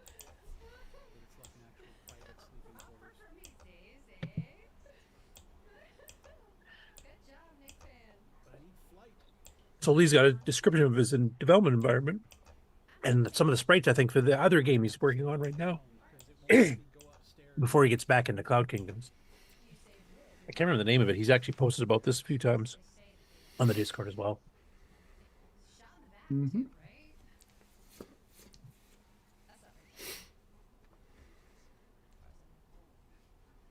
Okay, who's this? Jason White. He's got a bunch of plushies. Interbank Incident. A TP10 printer. Got a model 100 or 102. And it looks like some manuals or something, I'm not sure. Binders or something. I recognize his name, but can't say I know him too well. This is Tech Dungeon, I'm guessing. With all the custom magnets and stuff for all kinds of retro computers. Like I've actually gotten a few of those. I got a few here. There's an MC6809 one. There's a Tandy one. Radio Shack Tier Stadium. Plus, they sell some joysticks. I've won those as well. I think they actually sent as a donation. Oh no, that one I bought. They sent something else as a donation. No remote camera mode of any sort? Oh gosh. I don't think so. I've not heard of there being such a mode. You got some arcade controller stuff, but they have joysticks like this with real red ball style joysticks with buttons and stuff that actually work in the CoCo as well, without the need for adapters. The CoCo Collector. That must be Boise. Yes, it is. Yeah, because that's the name of his YouTube channel that he was going through some of the prototypes and rare computers that he has. He's got some of his book that he wrote with Bill Leguidis, The History of the CoCo, which actually probably needs to get a... Is that how you pronounce it? Leguidis, I believe. Leguidis. Okay. Yeah. This is a book that actually probably needs an addendum at this point. There's so much new stuff that's been coming out the last 10, 15 years. I don't think they're going to republish it because it's pretty expensive, but if they made an electronic version, that might be worth. One thing is, I think I've go ahead. You could do publish on demand. I mean, have a well, they kind of do now, don't they? Yeah, they do. Yeah. It's expensive. I mean, it's like $40 a book or something, but yeah, 35, 40, something like that. Yeah. But if you want to have the actual physical thing, it's nice. So yeah, I bought 2 of these actually. I donated one to Leo Laporte. I don't know if he's ever read it, and then one I kept myself. Plus, he's got the orange injection molded cartridges here that Neil Blanchard and a few others also sell. John Linville used for a lot of his stuff. Rick Adams, I think, used it for some of his games too. And of course, this is that. What is that technique called that he does the? Hydro dipping. Hydro dipping, yeah. Yeah, that is a cool technique, and you can do some pretty cool stuff with that. Yeah, my understanding is it comes like a big, it's like a big gelatin sheet, and you lay it in water, and it soaks through like a transfer, and then you peel off the backing, and it floats, and then you just drop the thing down on top of it. Yeah, I mean, I personally wouldn't make it look like a camouflage or whatever this is supposed to be. As my he's from Louisiana. What's that? He's from Louisiana. So I should have like a Cajun cooking pot or something on it, shouldn't it? You don't get them gators. I would try to think of something a bit more CoCo themed. I just don't know what it would be. But yeah, it's a really cool technique and it looks really nice. And he's got some samples on his website, different than this one you can see.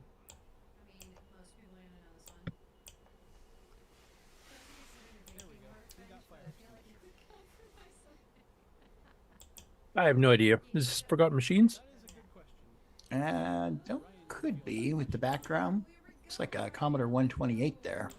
Yes, it is. Ooh, look at that Tandy acoustic couple modem. It takes the old Bell handsets. Yep. Right there, that. Yep. That's designed specifically for like that beige phone in the front with the round dial, or the blue one. Or the red or the green. Oh, interesting. Blue, red, and green. Yep, saw that. This is more of a cyan, though. Yeah, light sky blue. Yeah. There's Shoebring, MIDI guy.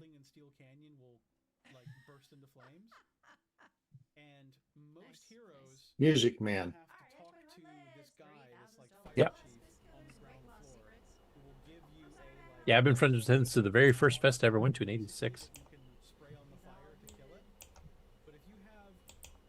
A lot of cartridges here. Look at those carts. This is also part of Forgotten Machines. That's AJ, right? AJ, yeah, he really likes that CoCo1. He was working on it last year, asking for help. CoCo1 help. Like, sorry, I don't know enough about the hardware. Yep. Color Basic 1.1 it looks like. Yeah, it's an F board, so it wouldn't be 1.0. Little book on the color computer, and then a whole bunch of the original cartridges. Graphics tablet. Little program catalog that was thrown in every cart for a couple of years there.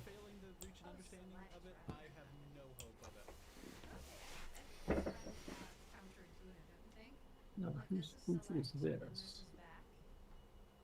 Retrovations of Jim Brain. He's got a CoCo3 running Sockmasters Donkey Kong. Yep. There was a screenshot of it that said Donkey Kong. Running on a dragon. He also got a projector on the wall there. Yeah. He's doing a splitter. So is this just to demonstrate the machines running in general? So I don't see any unique hardware there unless he's got something maybe for a projector or something. No, he's just using looks like the SCART to HDMI. He's probably got a HDMI splitter on it. Yeah, because he's got some card here, but I can't tell which one that is. I think it's probably a blue CoCo SDC with no case. Oh, okay. That's the right color blue for the original Zipster runs.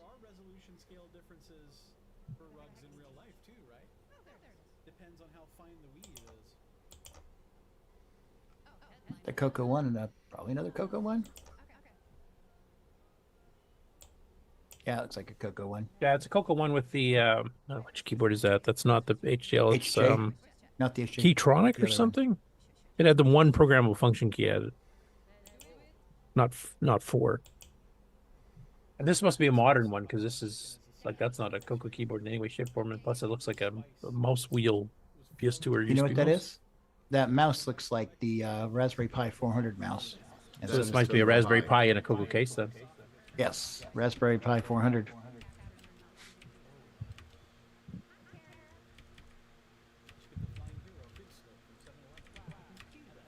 I recognize him from CoCoFEST. Yep.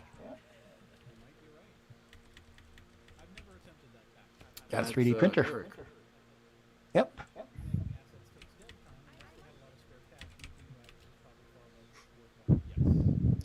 Jesus Eric, my very first CoCoFEST in 2018, he brought me a $4 Goodwill monitor, VGA monitor, because mine died on the way to CoCoFEST.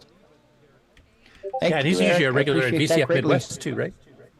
Yes, he is. Very nice guy. Thank you, Eric. Yeah, I got to talk to him a couple times at CoCoFEST in some of the late night sessions.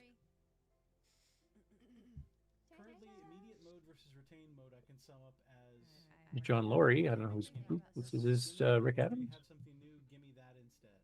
I think that blurriness is Rick Adams. Yeah, oh yeah, it's got his when he did the speech for Rainbow Fest as the keynote speaker, and then him and Dale Lear did an article on CoCo3 graphic stuff in the October '86 edition of Rainbow because they had prototype ones ahead of time. So there's some of his modern coding with camera editor is using, but it gives you like color highlighting, syntax highlighting. I think he's using Vim with the 6809, 6309 color coding add in. Yeah, if I remember right. He usually does it on a Raspberry Pi. Yeah. And I'm not sure what this is. Is that? Oh, that's his same game I ported to OS9. Sudoku? Based on his. Isn't it Sudoku? 2048? Oh, 2048. Was it 2048? I can't remember now. It's a word game. It's one of those Wordle. popular ones that are played nowadays. Wordle? Yeah. CoCoDle. Yeah. That's what he called it. Right, CoCoDle. Yep. Based on Wordle. Yeah.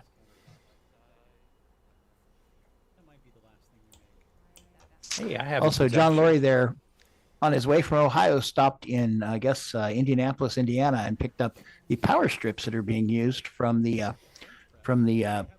Indiana get together things. They're not using it because the VCF Midwest lent all theirs out to another event. Oh, so all the power strips are courtesy of The Indiana Retro Group. That's with Randy And thank you, Kindig, John. etc. Yeah, with Randy Kindig. Thank you much, John, for picking those up. And thanks, Randy, etc. to for today. To loaning them. Yeah, we'll give them back. All these shows. Oh, we will. All these shows require resources to make it happen. They're not free, so they have to come from somewhere. I'm not sure who Griffard is. Does anybody know? No, I don't. They do have some older T-shirts here. Nice like stuff. So this is the 1997 CoCoFEST. I was at this one. I have that shirt too. So Nice watercolors. man, a bunch of old shirts. It looks like from previous shows. Yeah, somebody mentioned having 4 mugs on the desk at one time, and I'm like, you know what? I was at this one too. I didn't get a shirt. I think I was at this one as well. That's cool. You now have official representation in this base. Ah, I recognize him. He's a regular on our show. So that's where he went today.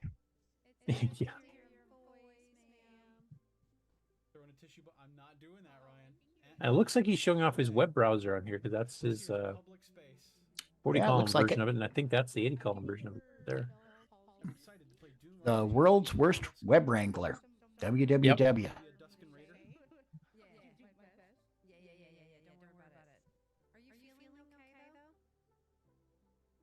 Ken Reichert. There's one of those Tech Dungeon joysticks with the CoCo too. Oh, Nick, we just got an echo back from you.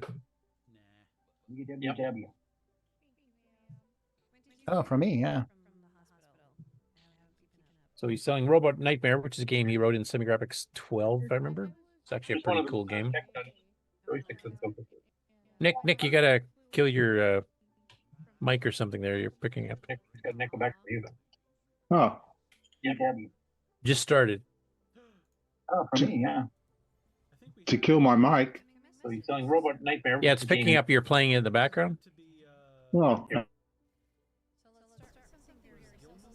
Demonstrating Xenix, and there's the Pac-Man game for the MC10.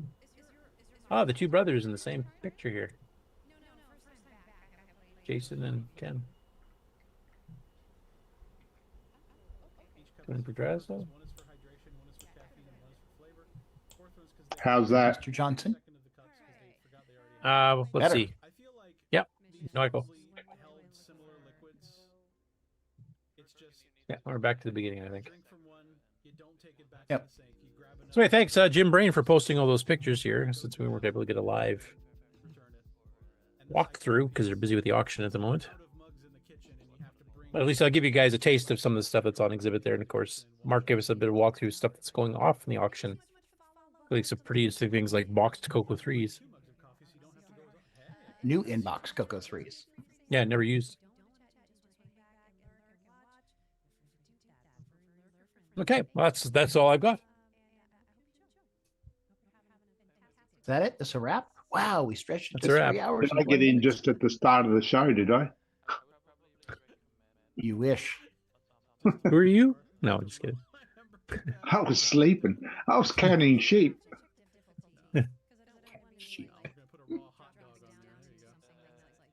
Anyway, that's all we have. Like I said, the news was a bit late this week because of everybody getting ready for the fest. And hopefully we'll have more updates, maybe some videos, etc. Next week. Maybe some product announcements, because I know there's a few things that were being talked about. I don't know if they actually got announced or not. But we might have some of the people on to actually talk about it from the people who made it. I will mention in the chat, Cedric mentions he's already sold off the first 50 of the ESP32s, and he's ordered a second batch of 50 boards for further orders. Guess it sounds like it's a popular product. Yeah. Oh. Kevin Holloway has one. Yeah, he's got one. How do you find it so far, Kevin? Oh, I need to get a joystick to work with it yet. But the keyboard and stuff works okay for it? Yeah, I need a different keyboard too. This one's having a little trouble with it. I got to unplug it and plug it back in for it to work. That's weird.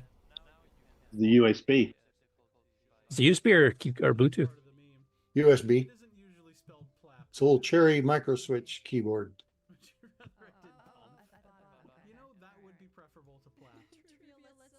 Hey, that's all the show I've got. This is the best show I've been at in ages. Yeah. And Sloopy, is once we kill the stream here, I think Mark's stream live from the show floor will come back on automatically. Is that the? No, it won't come on automatically. He has to do it manually. Okay, so I'll have to notify him that once we're off the air here, that they can take over. So if you stay on here or reload the stream after our show is done, you can pick up the live feed from CoCoFEST in Chicago. Yeah, when he gets it spun back up. Yeah, and if he's busy with the auction, not quite sure when Currently that'll be. he's doing the auction, so it's going to be a little bit before he's able to get the stream back up. So. Anyway, just keep checking, and it should be back on sometime a little bit later today, and you guys can catch up and see some of the stuff actually happening. Showing eavesdrop in on Henry Strickland because it's right by his booth. So we're picking up. He's basically recorded almost everything he said today. I was looking at the stream from yesterday. It's like over 11 hours of streaming for yesterday. It's like, wow, 11-hour video. Cool. Anyway, right, that's it. Run the outro then. So how much of that have you watched, Mark? About 3 seconds worth. I was at work yesterday, so it's like I turned it on for a moment. It's like, cool. I'm glad they're doing that. It's almost as good as being there. Almost. I think it did about a minute, maybe two. All right, where's the outro? Outro. This concludes another episode of the CoCoNation, the world's leading live interactive talk show featuring the Tandy Color Computer. For all things the CoCoNation, visit us on the web at thecoconation.com. We'd love to hear from you. Send feedback, suggestions, even segments via email to show@thecoconation.com. The CoCoNation show would not exist without the community and its cast and crew. The CoCoNation theme song, copyright 2022, D. Bruce Moore. Mixed, mastered, and produced by D. Bruce Moore. The CoCoNation is over. Join us on the CoCo Discord server. CoCo forever.